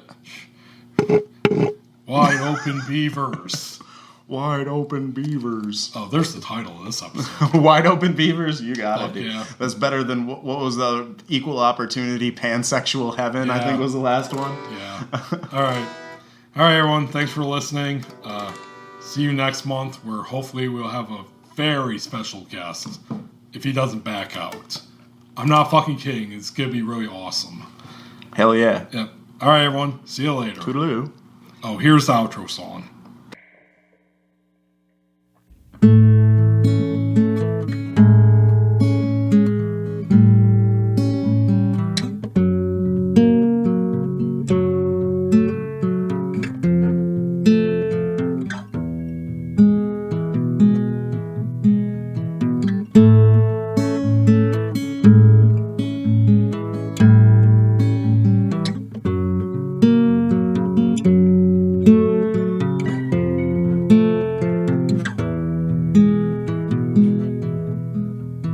Rain, it came to Michigan, the Midwest, and you'll never guess what happened next.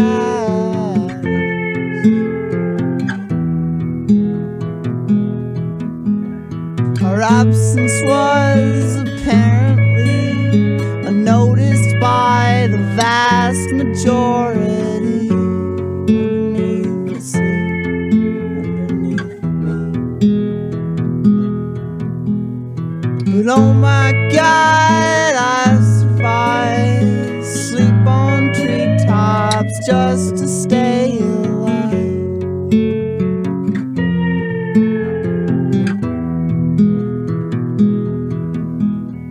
But I can be what I wanna be, an astronaut or a chimpanzee.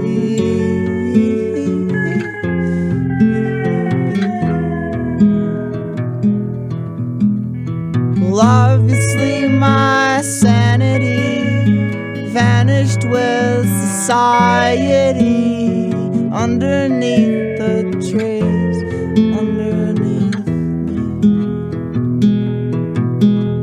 I froze to death when the cold wind came by. Then I did not even know my name.